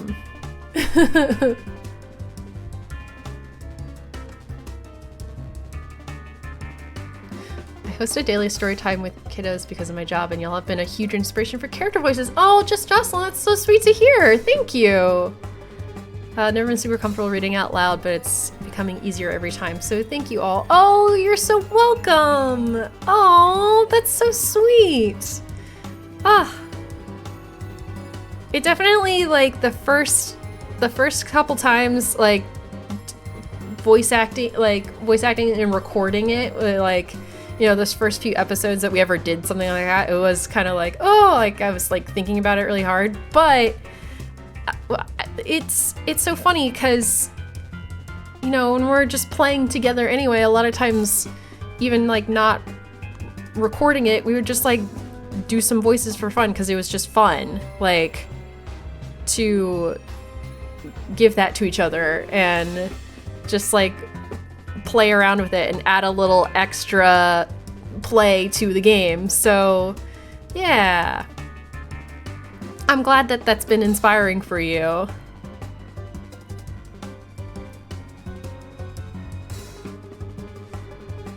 Bacon with a side of bacon, yeah.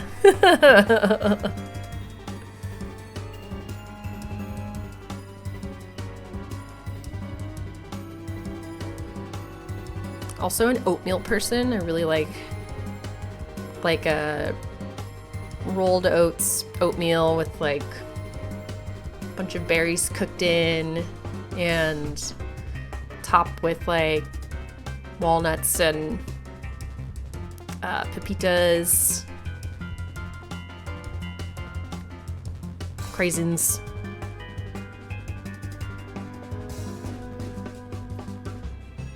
My mom used to do like on the weekends sometimes like do like oatmeal bars, like a make it yourself like oatmeal thing. Like she'd put out all the toppings and like make a big batch of oatmeal, and then you could come and like put it together yourself.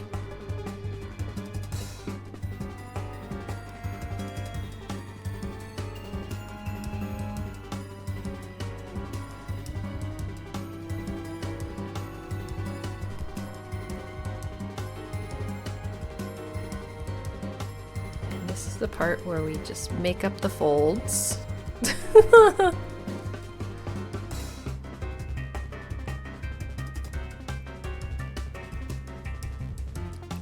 That's fair with the heavy yeah. My like weekday breakfasts are usually like pretty light. It's really just the weekends where we kind of ball out a little bit.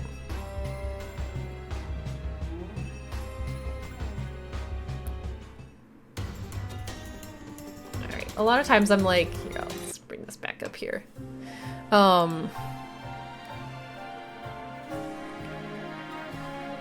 I'll either have like a light or like a maybe nothing for breakfast sometimes. Just depends, like, on how hungry or not I am. Yeah.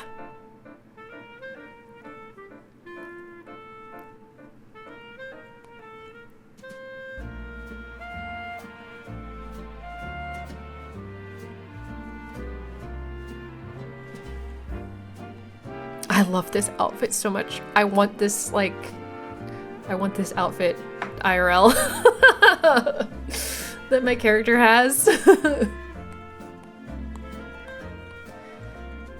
I've bought other outfits that I feel like are, I don't know, kind of indicative of me, but then I just keep coming back to this one, so.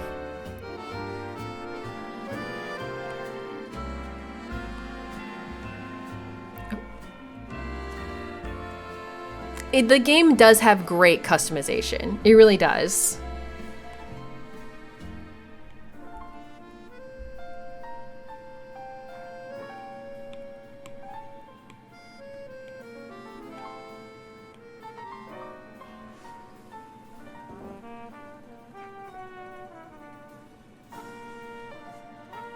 Undertale, you've done voices for Undertale, Deltarune, Pokemon 5, Paranormasight, Doctor Number 1. Oh, fun!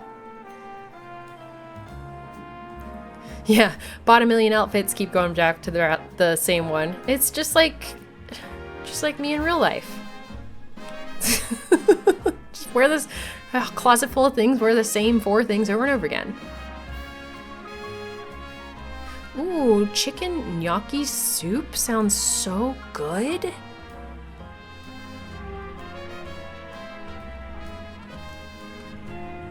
More Allison lore, I guess. Gnocchi is like one of the things I just grew up making with my grandmother. She has like a ricotta gnocchi recipe that's been like in the family forever. And that's what we make like every year for the holidays. So I am really looking forward to having gnocchi again soon. I just associate it with the holidays. So that's whenever we would like make it.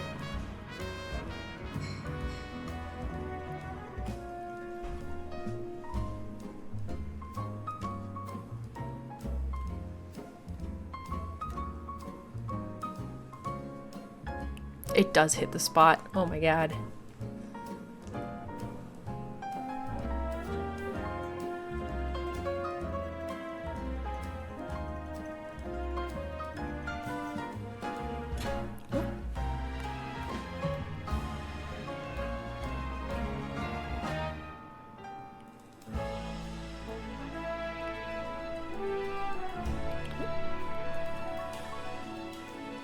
Sometimes the brush just doesn't go.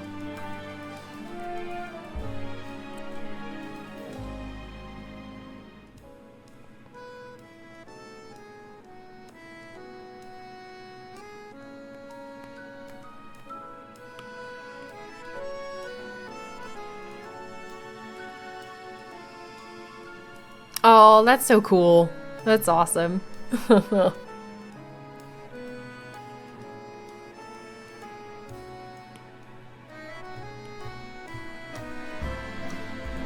game was a wild one.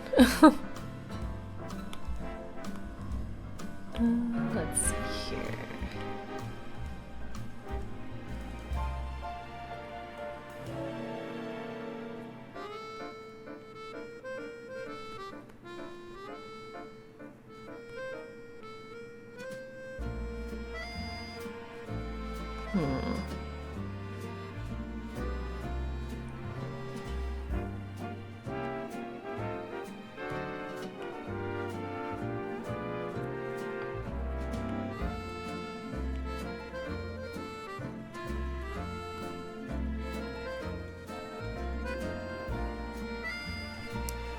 For streams like these, would we ever consider text-to-speech for chat?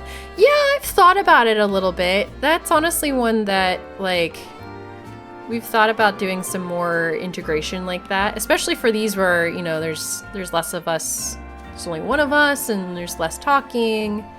Yeah, that's a good, that is a good suggestion. I guess the other question is too, do like folks want to see more streams like this where it's kind of lower key, or, you know, more of like a just chatting creative stream where we're just hanging out, maybe working on a project or playing like a really low stakes game or something. I say low stakes game, but you know, like something like quieter and cozy. Like, is that something folks want to see more of that? Get Victor to come in and read stuff to you. I could call Victor in here. I don't know if he'd actually show his face, but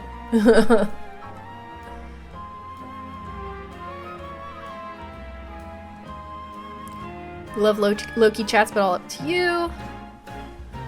Yeah, like unpacking, like something like that. Yeah, okay. Oh, I'm glad you're enjoying the vibes tonight. Yeah, Victor can be the text-to-speech. You're right, Inspector Clark and Malova. You can just read all of chat off to me. Oh, good. Okay, nice to hear you guys are enjoying the cozy streams. Okay, cool. Yeah, like Red Delphi, like you're saying, I like doing these every so often, just literally as a place to hang out and like make something together. Low pressure, low stakes.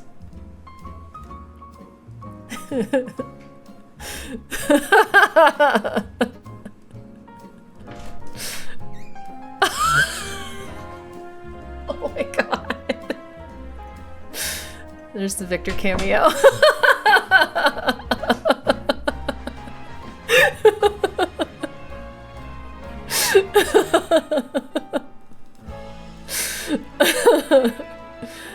I love him.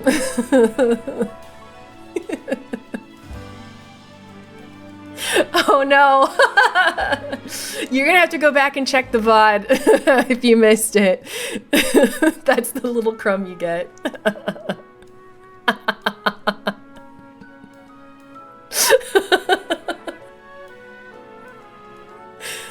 Oh my god. Yeah, that was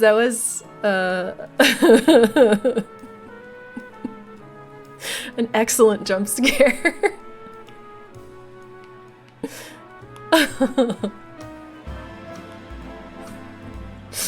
He might show back up again. We'll see.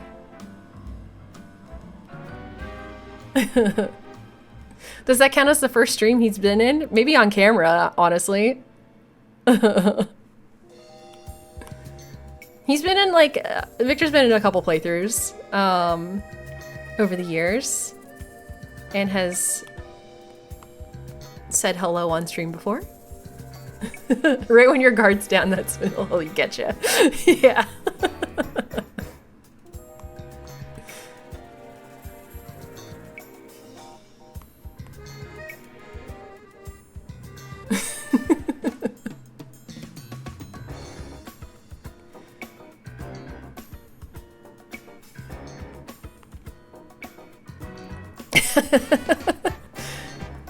Thank you, Victor. That you're doing it. Yeah. If we get 5 subs, Victor will show up again.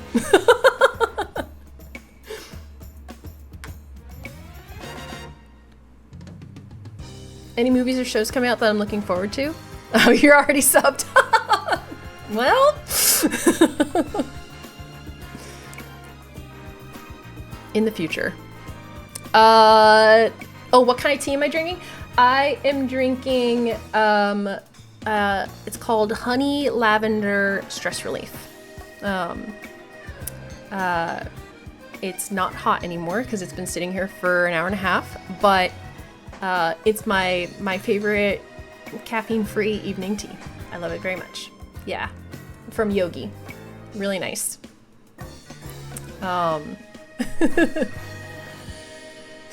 No pressure to sub, guys, of course.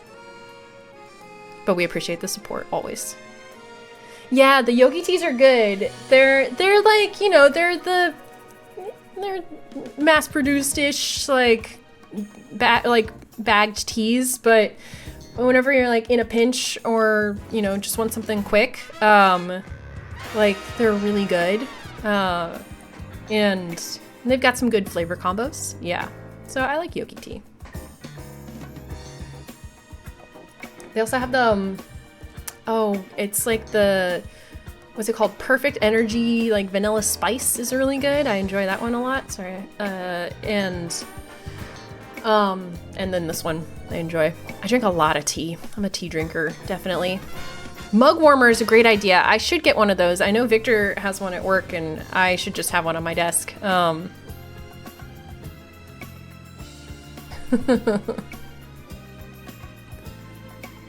They have like a peach ginger one that's nice too.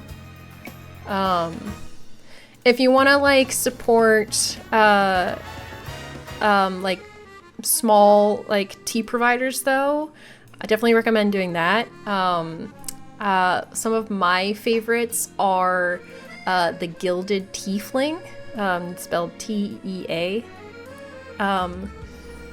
Tiefling. They have some really lovely blends. I love the Gilded Tiefling. Also, Duncan's Mills Tea Company is a tiny little tea shop that is about an hour outside of like where Victor and I live, and they have some lovely teas. They have a huge selection. Like, don't go to David's Tea. Go to them instead. Like, they're a tiny, small operation, but they have a huge selection of teas. Love their stuff. And then if you want like American grown tea from, it's not tea leaves, but it's a similar plant called a yalpan. It's like the only native plant to North America that is that produces like caffeine, like a caffeinated drink. The Yalpan brothers do some really, really nice teas. I have a lavender coconut Yalpan tea from them, and they're all like pre-bagged too. So, so good, so good, and just a fun, different. They've got a little different something going on. Thank you, Masoi. Thank you so much for joining. We appreciate it.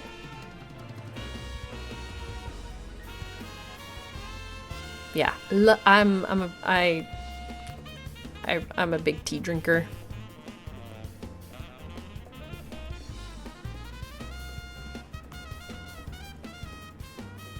Oh, I'm gonna have to. I forgot about the Keystone Megastone bracelet thing. I'm gonna have to include that. Okay. Oh, you're close to where Duncan's Mills Tea is? That's so cool. Yeah. Yeah, we found them like years ago, just like being up in the area vacationing. Like tiny little town in northern California. And yeah, they do some lovely teas. Love being up that way.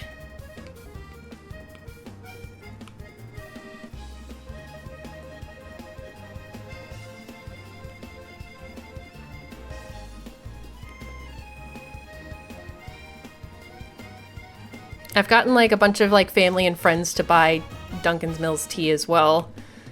I just recommend it to anyone when I get the chance. Yeah. Oh, if I could choose where to wear my keystone, like what would it be? A ring. I totally wear it as a ring. Yeah. I wear bracelets sometimes, but they kind of I feel like they get in the way for me, but usually I'm not wearing it now, but I usually wear like one ring on this hand, so I would totally wear it as a ring. And I've already been fed, you know, ads for keystone jewelry as a ring, and I'm like, maybe I should just get it. Maybe I should just get it. Sorry, I saw the ask earlier of, before I start talking about tea, any movies or shows coming out that I'm looking forward to?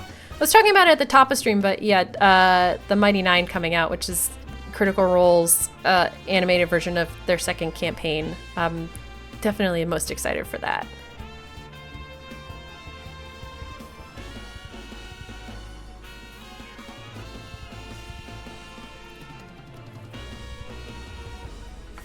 Yeah, yeah, Twister Studios. I have that like tab open on my phone, and I'm just like waiting for the moment whenever I look at it again, and I'm like, okay, yeah, I've looked at it enough that I know I want to buy it. They make them as I've seen them as bracelets too. Yeah, like actually, you know, like in the game. The bow of your witch hat. Oh, yeah, I love that idea. Yeah. I'd probably wear it as a necklace too. I wear a lot of necklaces.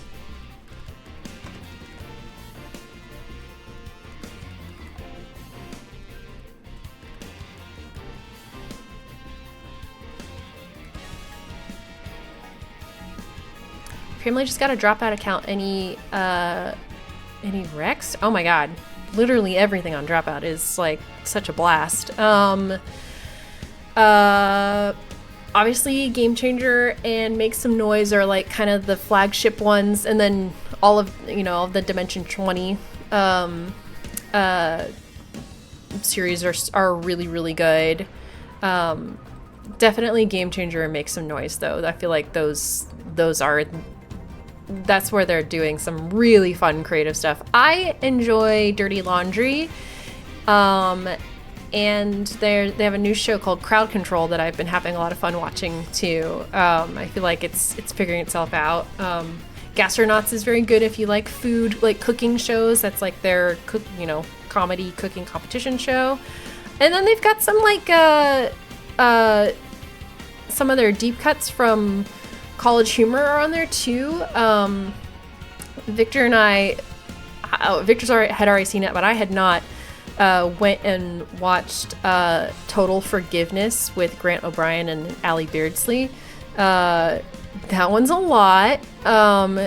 Be prepared if you want to watch it. It's like it can get a little uncomfy, but it was something else. It's I feel like that is it is a masterpiece. Yeah. It is a wild series. It's basically Grant and Ellie are doing a series of dares that get progressively more elaborate and outlandish and like, you know, uncomfortable in order to win prize money to pay off their student debt. So, you know, all of the commentary that comes with that. The ending is, oof, oh my god, yeah. It's a wild ride. But that's like that one's definitely a deeper cut, I feel like. Yeah. Yeah, it's pretty uncomfortable, but like Victor said, it is also a masterpiece. Like, yeah. But yeah, great. Dropout's fantastic. They have made some really cool shit.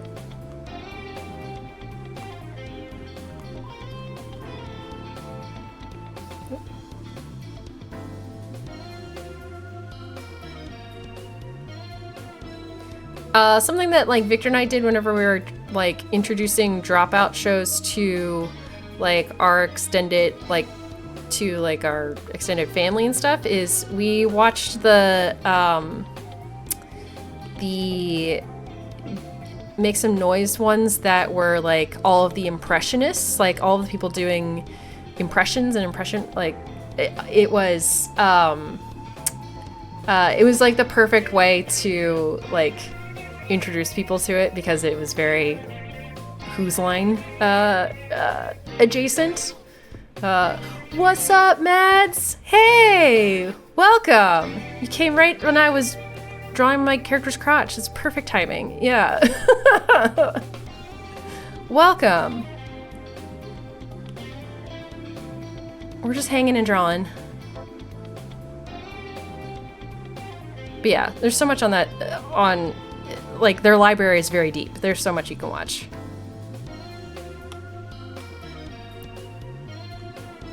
Okay, how are we looking here? The lines are happening. Oh, what of our playthroughs would be good for, like an audio format? Like an audio only? Ooh.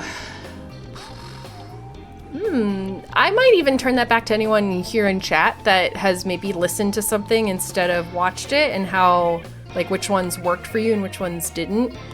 The one that has come to mind immediately was actually Slay the Princess, because that game is all like voice and text. Like it's just a visual novel. Any of the visual novel ones, yeah, definitely. The visual novel stuff where we're just kind of like reading through it. I think those are probably the best ones. Yeah, the Zero Escape series, I was gonna say Teenage Exocolonist is good for listening to. I feel like any of the visual novels. Little Goody Two Shoes. Probably some aspects of Danganronpa you could probably just listen to. Heart Gold Soul Silver Soul Link. Oh, that's also that one is like, yeah, you can kind of put that on in the background and just kind of do stuff. And then like whenever things are occurring, you can pop back in. Yeah.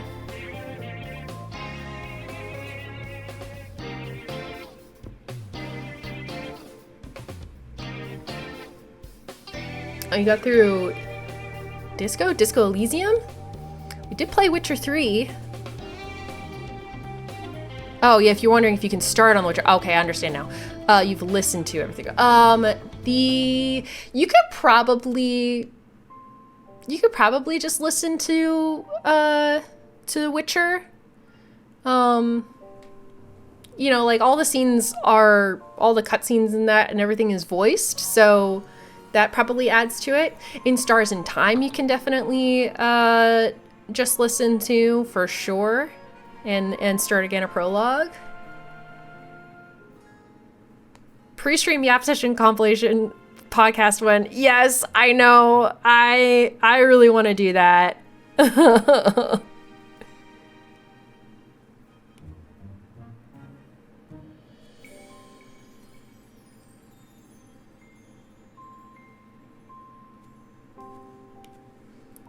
Just chat.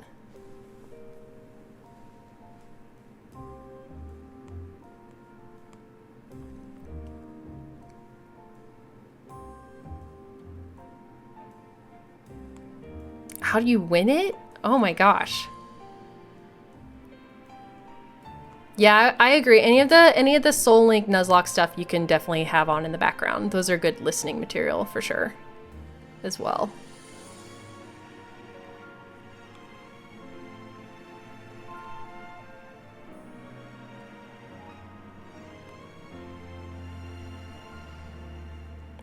The black and white Nuzlocke. Oh man, what a time that was.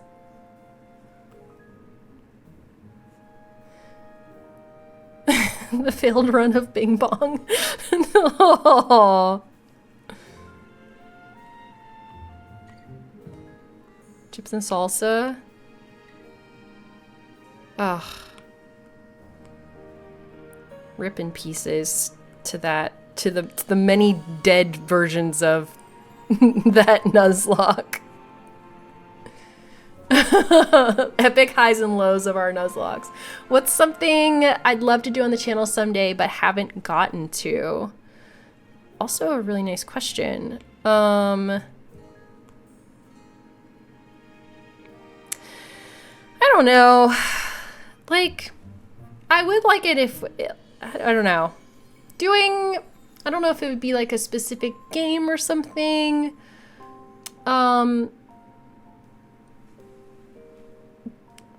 I guess doing more collaborations is something I'd love to do in the channel someday, but haven't gotten to yet. We've had like guests and folks come and join us, but we haven't done like as much extensive like cross creator collaboration, and it was kind of just because we're shy. But that is something that I would like to do more of in the future.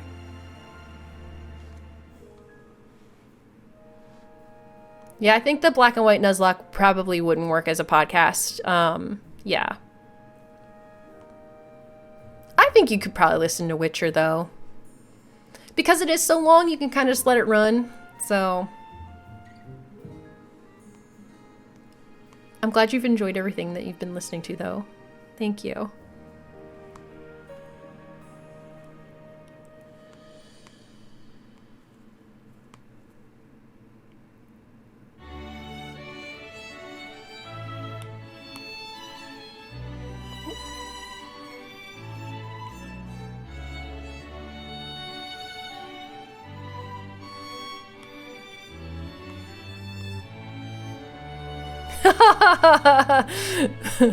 that janky Survivor game.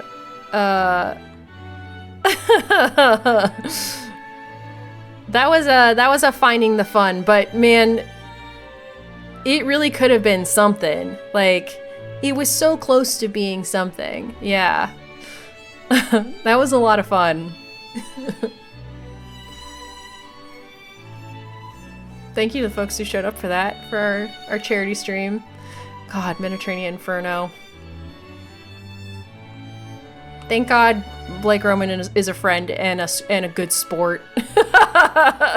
We didn't know what any of us were getting into whenever we picked up that game.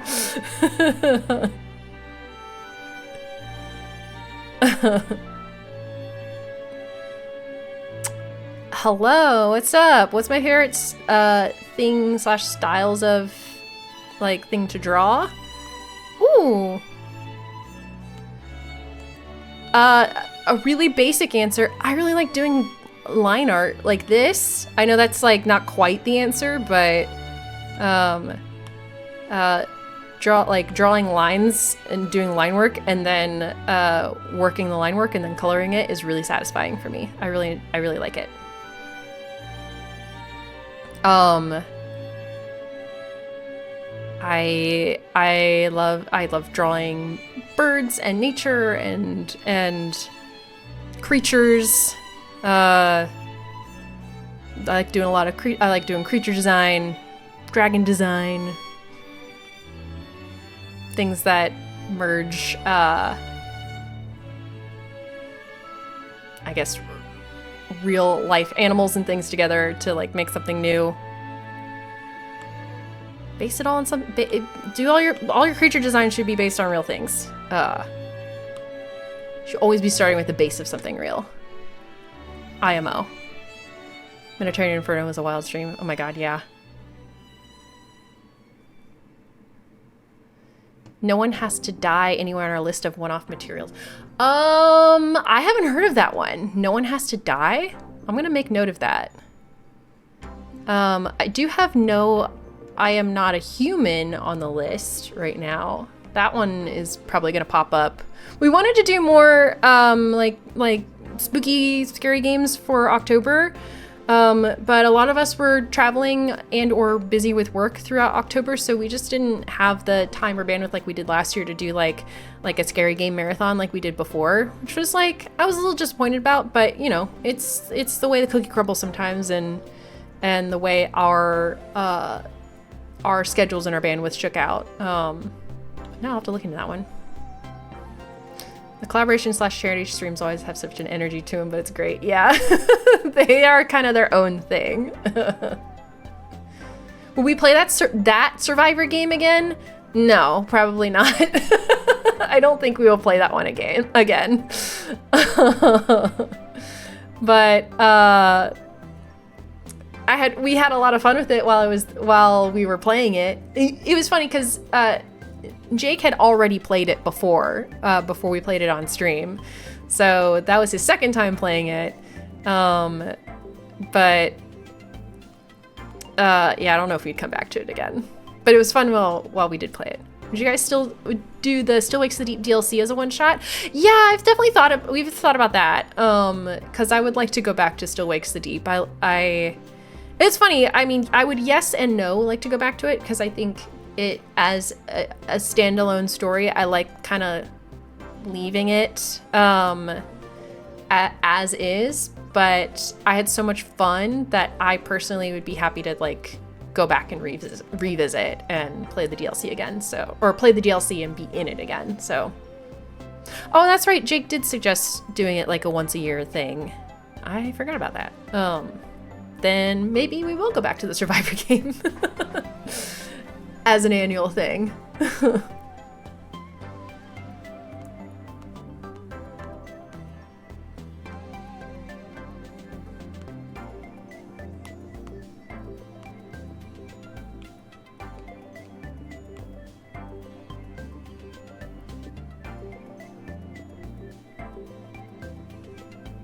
I actually love it as an annual charity. We can make that our annual Pride charity game.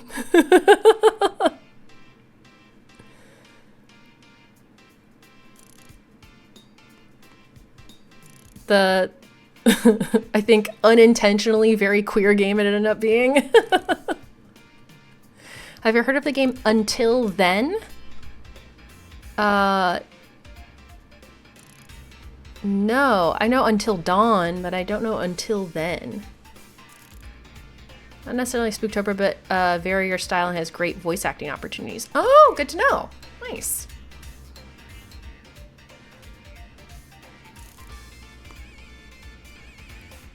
Oh.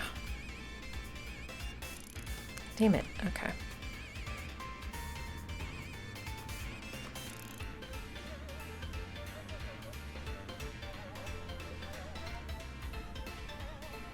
Great story. Nice.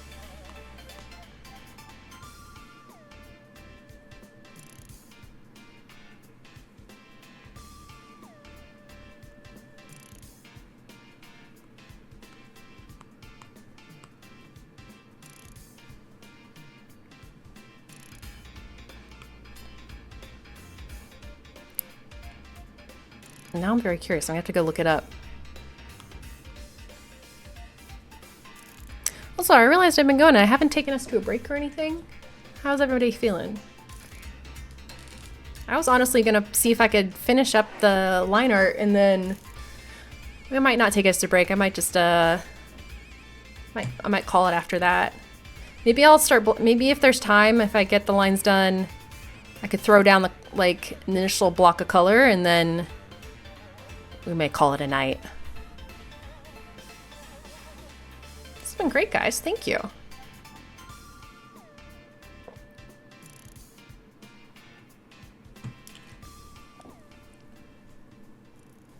It sucks that my room is so dark. You can't, I don't know if you can see all my little Pokemon friends I have set up with me, but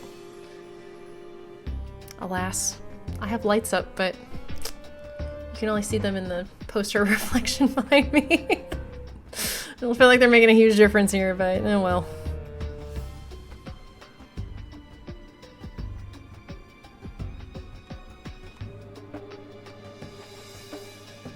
Oh, thanks. Yeah, I feel like for line art, it really does kind of come down to your brush. Like, this brush that I'm using, I have like adjusted a whole lot to make it like my one and only inking brush, honestly. Yeah, it's I feel like, yeah, your brush kind of makes or breaks it. Yeah.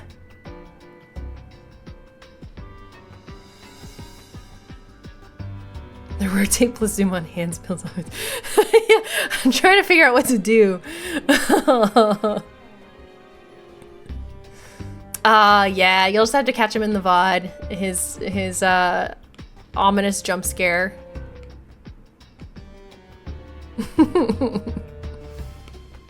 Unless he makes another cameo before I end the stream tonight. I have an orange I can take a pic of my hand. That's true. I don't think I have anything like round enough here in my room. Or no? No.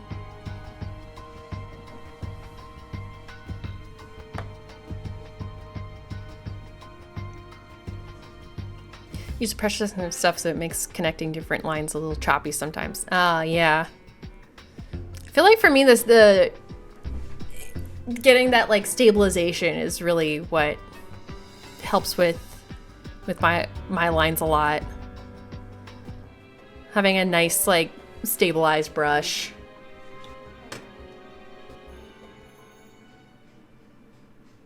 I'm gonna put this one song back. Well, here, actually, I'm gonna do this. There we go.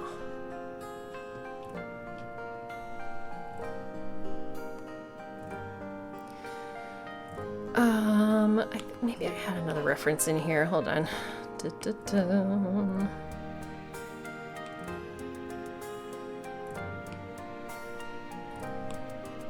No, that's not right. That's not it.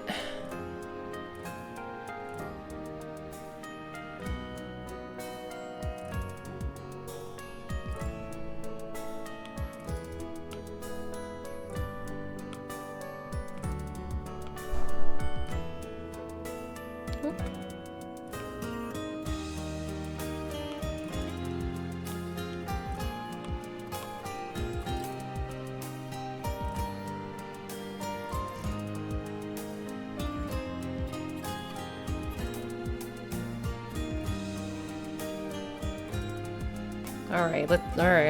We're gonna lock in.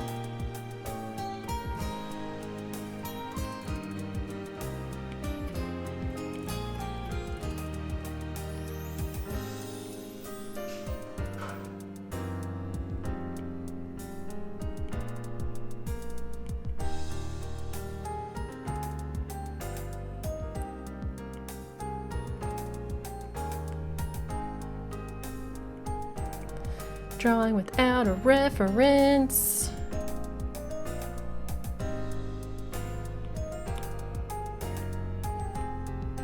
Let's go.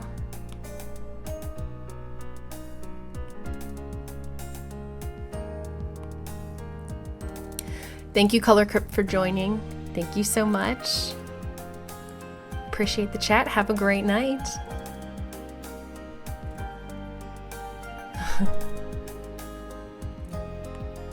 Doing my best with these hands.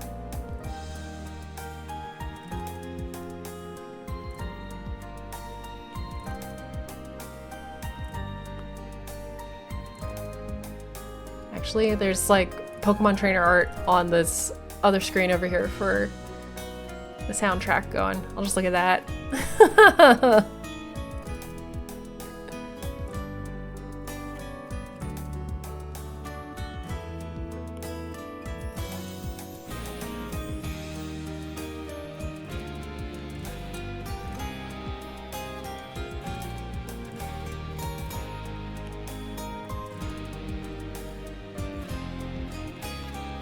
It's man, no, it's not it. It's not it. I am literally gonna have to do the take a picture of my hand holding an orange and just draw over it. Or draw next to it.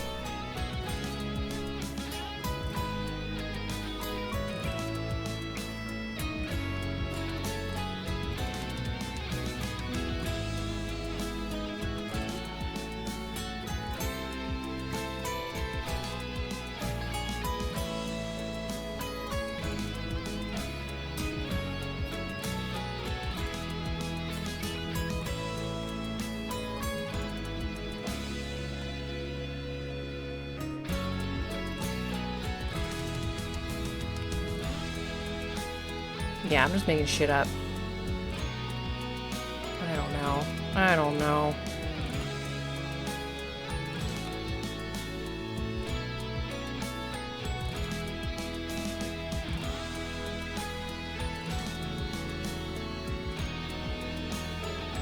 I feel like...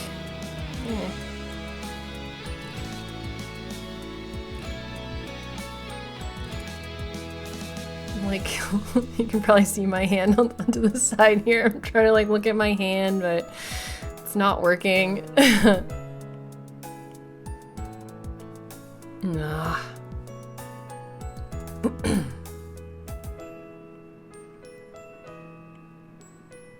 Don't overthink it.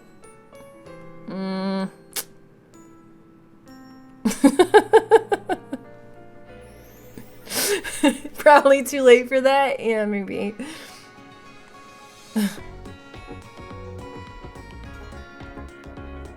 Okay, don't overthink it, don't overthink it. Oh, fuck.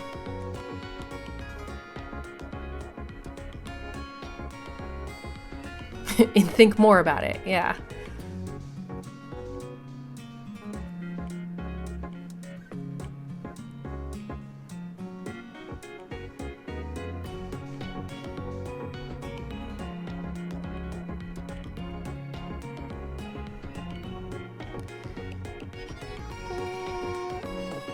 Something.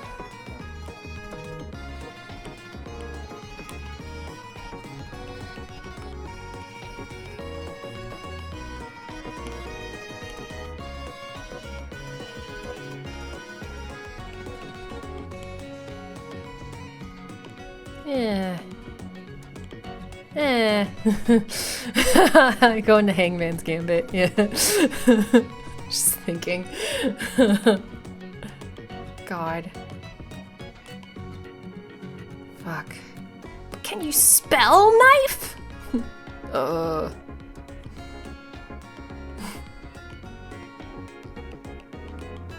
Get to make a comic book after this.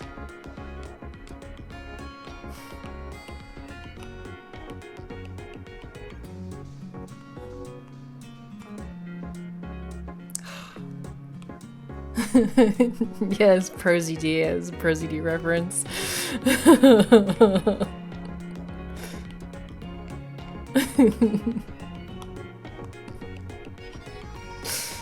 It's my favorite. Danganronpa spoof.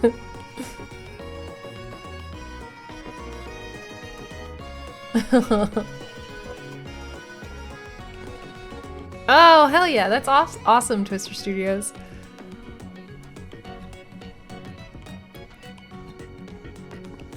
I also got into Danganronpa from our channel. More so, I mean that, like, I became a fan. I am, like, a fan now. Like, I became a fan. Although I'm not, like, in the, like, as much in the fandom. But I have several pieces of Danganronpa merch.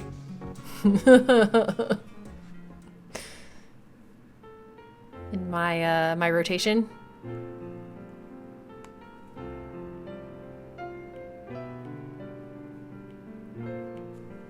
Okay, this is the best we're gonna do for now.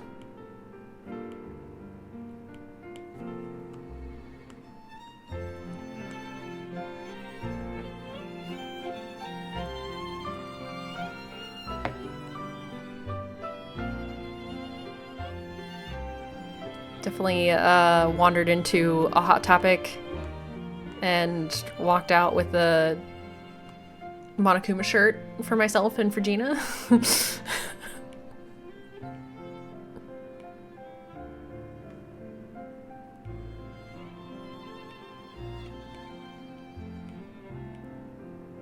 I also bought the "I'm sorry, I was born stupid" sticker for my water bottle. I'm sure people love seeing that one with no context.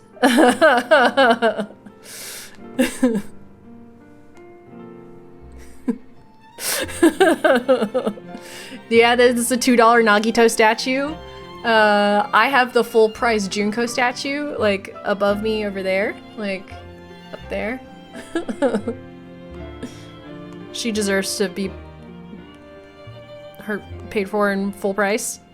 Nagito, we will pay only $2 for. That sticker. It's so good. No, like 98% of the population of the world doesn't know what it is. I know that sees my water bottle and they're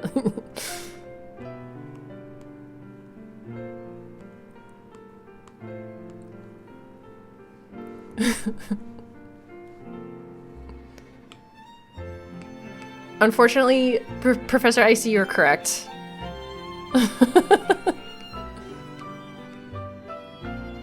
I don't even know if you'd say he's worth that much, unfortunately.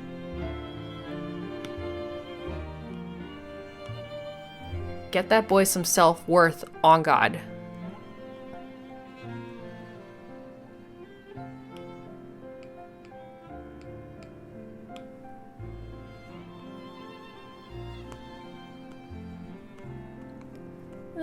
Is this what I want to do with the pants? I don't know. I don't know what are the pants even doing? Oh, they go all the way up. Okay. Oh, shit.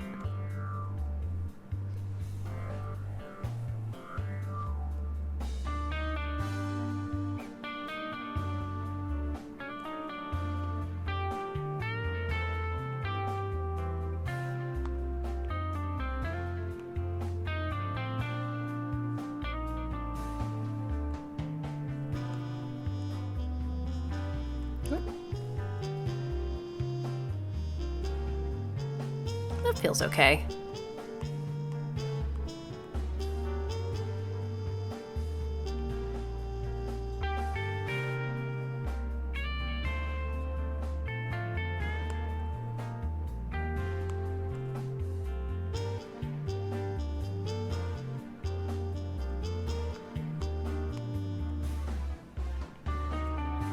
Honestly, the Ratner, your advice to not overthink it, I know it was in reference to drawing hands, but I kind of needed that in this moment. In general. Don't overthink it.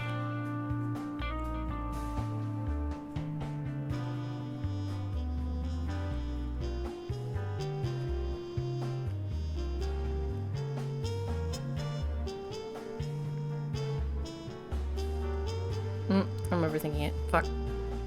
I'm thinking about it.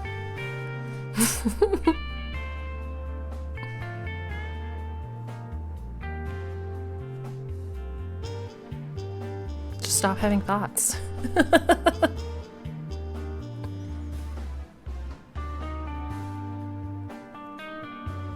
It's so easy.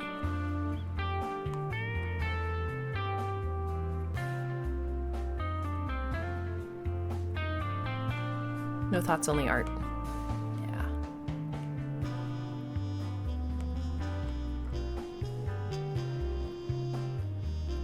Fuck. Oh. Sorry.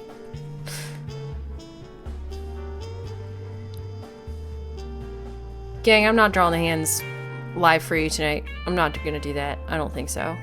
I think I'm gonna draw this shoe and I'm gonna go take a bunch of reference pictures of my hands using the iPad. And then I'm going to no hands, only feet. Yeah. You know it. I don't know.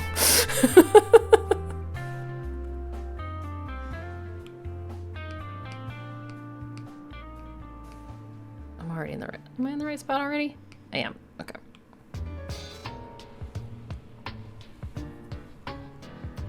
I mean, I can try. Maybe I can try doing the right hand. This isn't it. But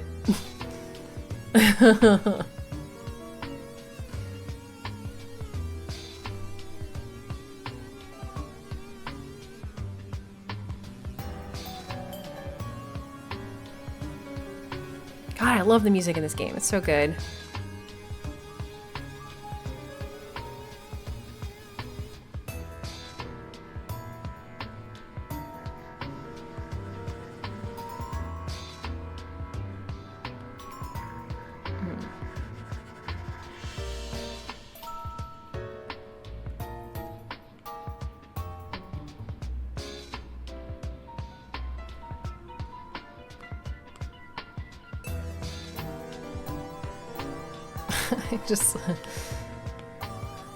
I looked up at my screen as if looking for my reference, even though it's just on a layer that's turned off in here.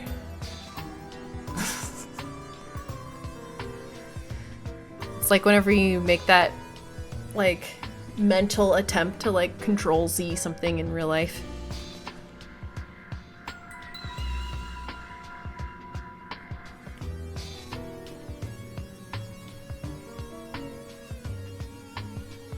I know, I do that too much now.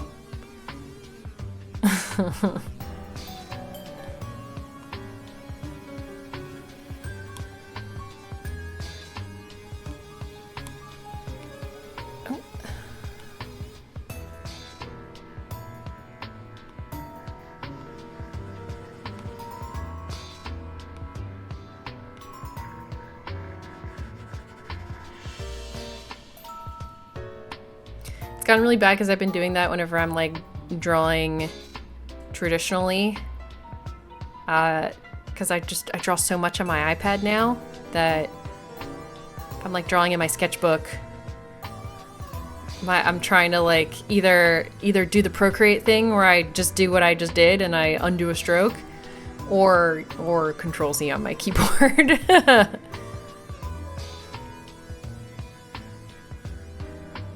Control Z has now just become 2-finger tap on the screen. Ah. Remember when you had to think really hard about every single line every time? Ugh. Thank God we can just draw the same line 12 times over and over again until it feels right.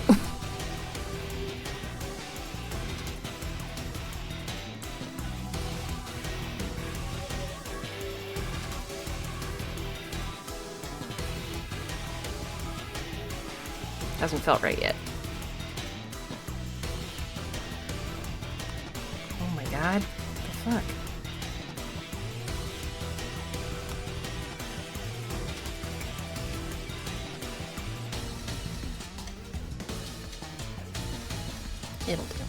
It'll do. Yeah, no, it won't.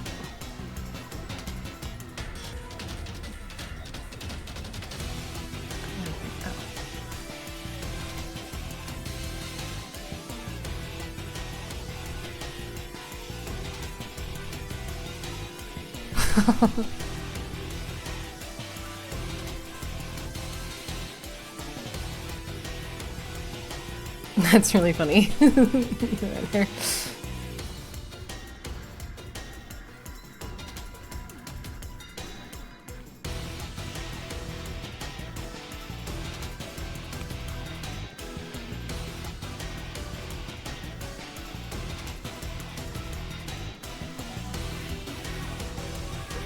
Okay, alright. The one thing, maybe someone can point me to a brush at some point, or maybe I'll just have to make it myself, but one of the cool things that I really liked about Clip Studio is like for doing like delicate line work that involved small filled areas, like basically, you know, if you're making like a chain or something, Clip Studio Paint has this really cool feature where like you can draw a line that has an outline and a fill already applied, or, you know, draw a stroke, like using a brush that already has an outline and a fill setting, like auto applied. And that stuff works really well for things like ropes, laces on shoes, like chain link stuff. Yeah, the pattern brushes or whatever they're called. Yeah. Those are really nice, and I kind of wish that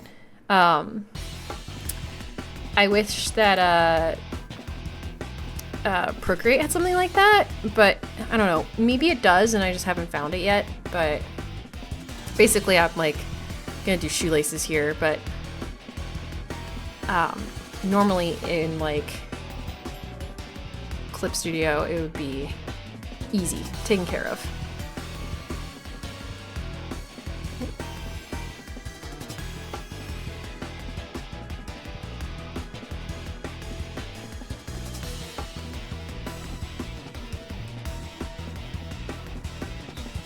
Maybe I can do it, I mean, I could just do it like this. And then like erase. Oh God.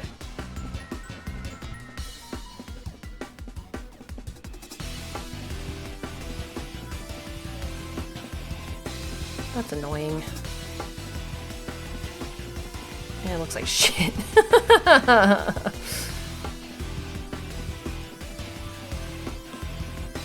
That may be something I can look up for Procreate.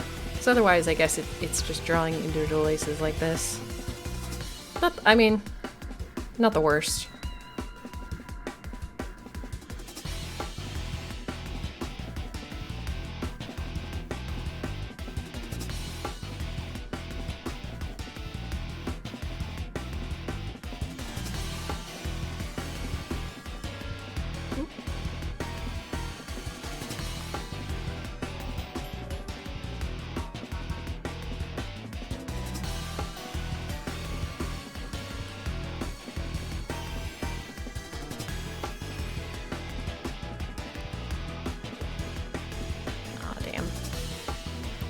See what we can do here.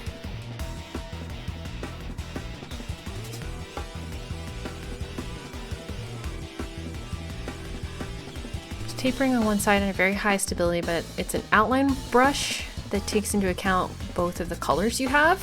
Oh, that's kind of cool. That is kind of what I'm looking for. Yesterday when I did not like how I drew with pen. Yeah, like, is that an existing Procreate brush, or is that a custom one that you found? Oh, sorry about the ads.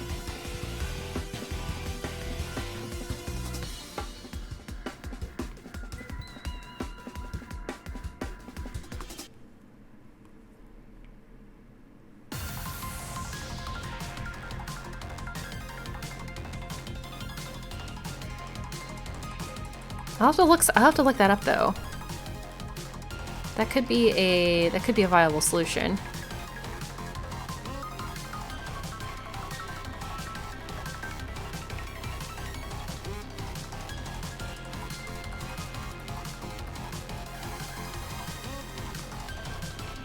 Don't overthink it.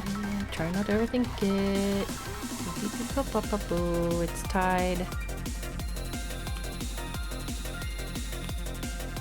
The laces are tied. Da, da, da.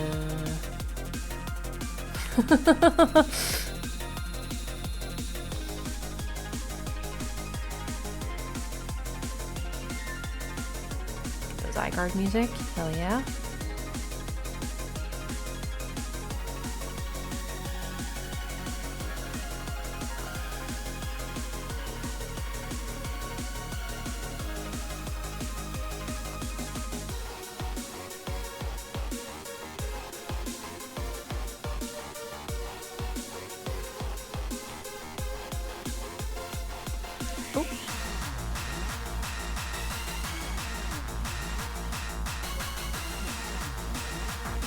Here we go.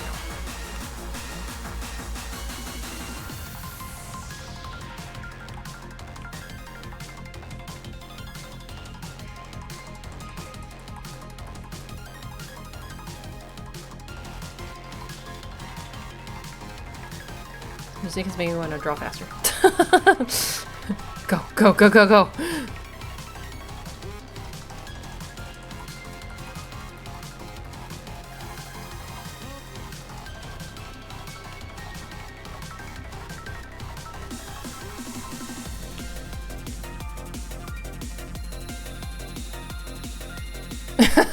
You're looking at the properties of the brush and understand nothing. Ah.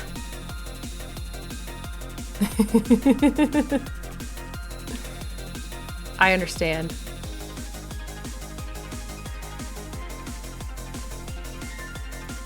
Okay, let's turn off these reference layers so we can actually see what's going on here.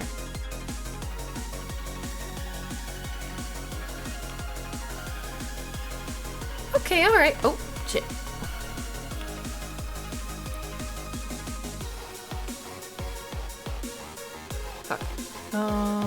Just about there. Actually, I don't think I want to go that way. I think I want to go this way.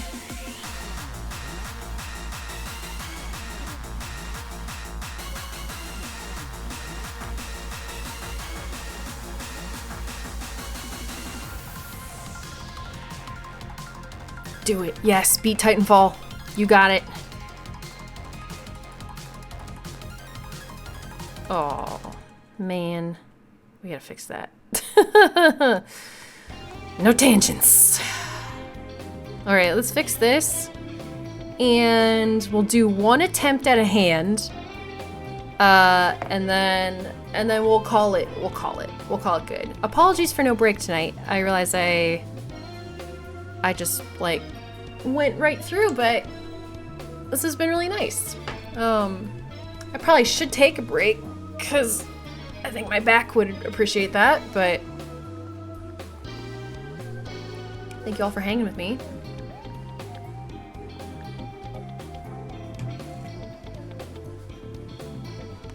Okay, let's fix the tangent. Try a hand. And I think we're there for now. Yeah, and I appreciate all the questions and comments and things. It's been really nice. Yeah, really fun.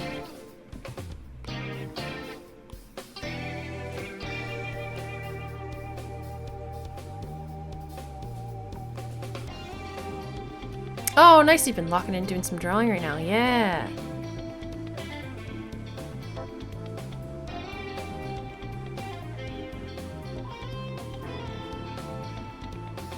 I know I'm also like the kind of person that likes having some people around or some accountability for some projects sometimes. Like just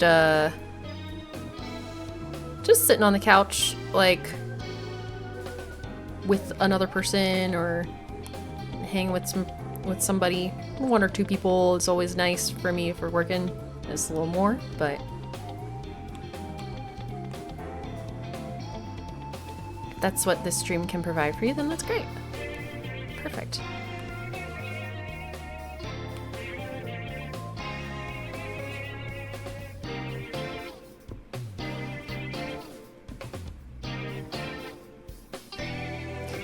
Thank you, the couch. Yeah, I will. Oh wait, it's not as complicated as you thought. It just uses 2 layers. Oh, interesting.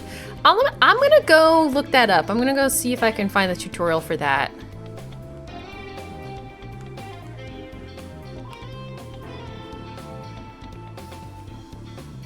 There's gotta be a way. I can't be the only person. I mean, obviously not the only person that has had this problem or wanted to solve this. Oh, nice. Congrats, Mella. That's fantastic.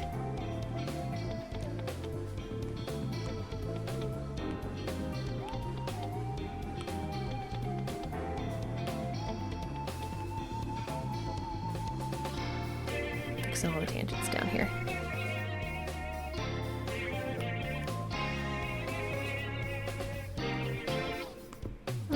It's a little better.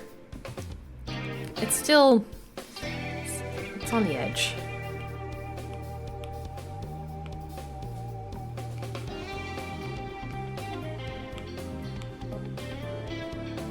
I just do this?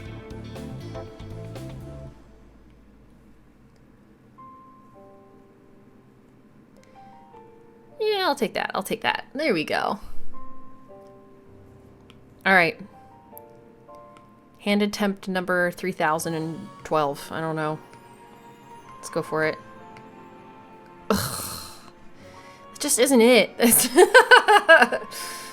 Alright, hold on.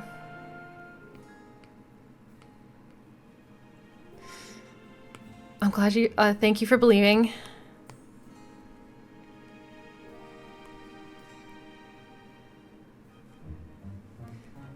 Start with the Pokeball.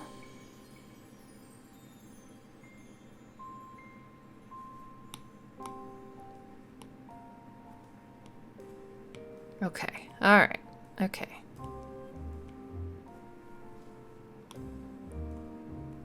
Fuck, okay. What if I just draw the Dusk Ball? What if I just avoid the hand entirely? I just draw a Dusk Ball. How about that?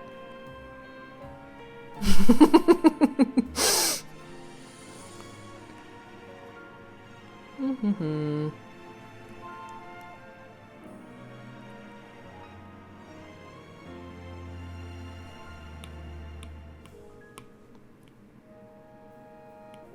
Oh, I love you, Procreate. So much.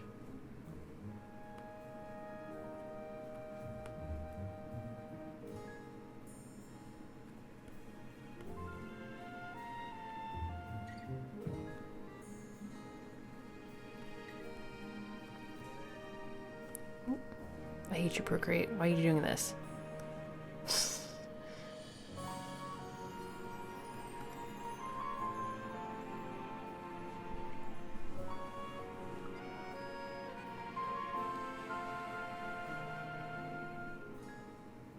She's aiming the Pokeball out? Okay. I could try that.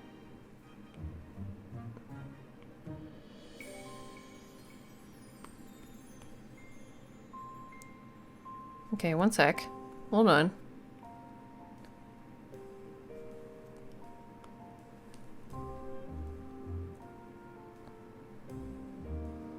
That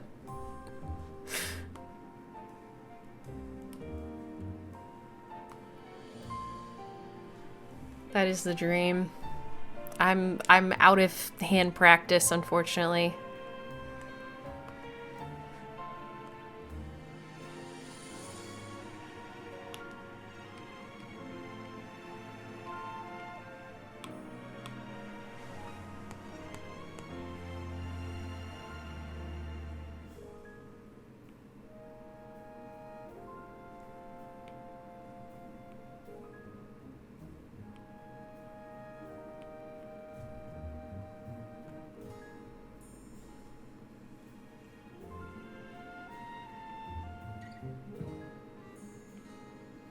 Okay, all right.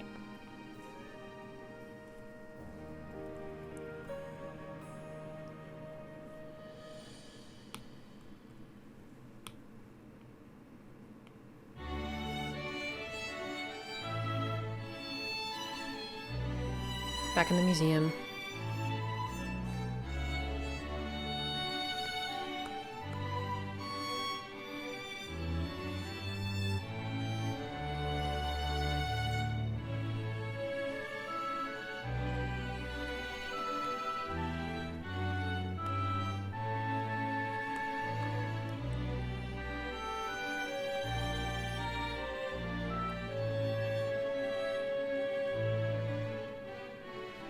I'm doing it this way. I saw the suggestion for like the pointing out. I like that. I'm gonna have to probably just sketch it and then go try it out later.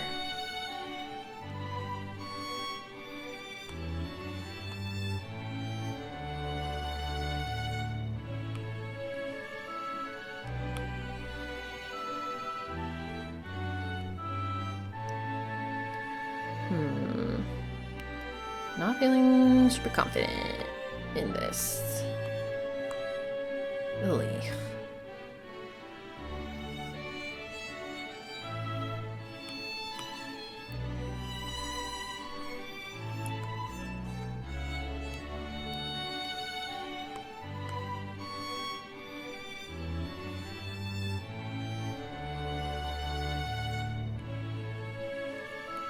gosh. Nah. Maybe if I...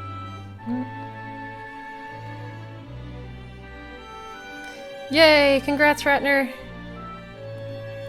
Nice. Hell yeah.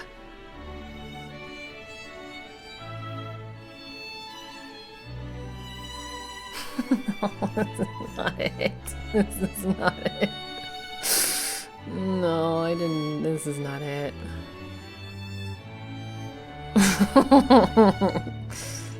No.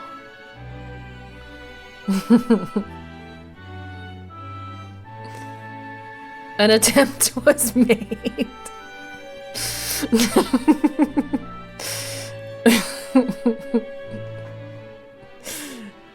Oh, thanks.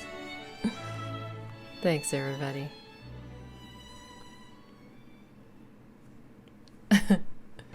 I tried.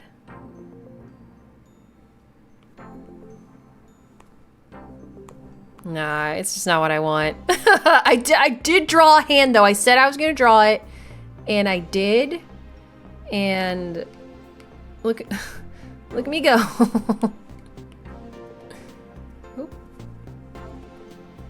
Here, let's get this Pokeball. Why did I do it? Okay, yeah.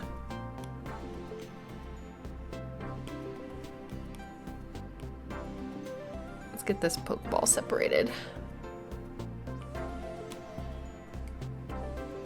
Hello? Okay.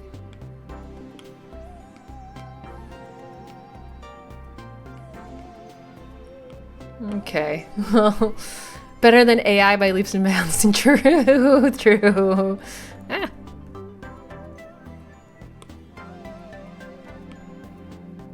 It's something. Like I said, an attempt was made. Oh god, it's awful. It's so bad. It's fine, it's fine. We'll go back and redo it later. We'll fix it in post. We'll fix it in post. It's fine.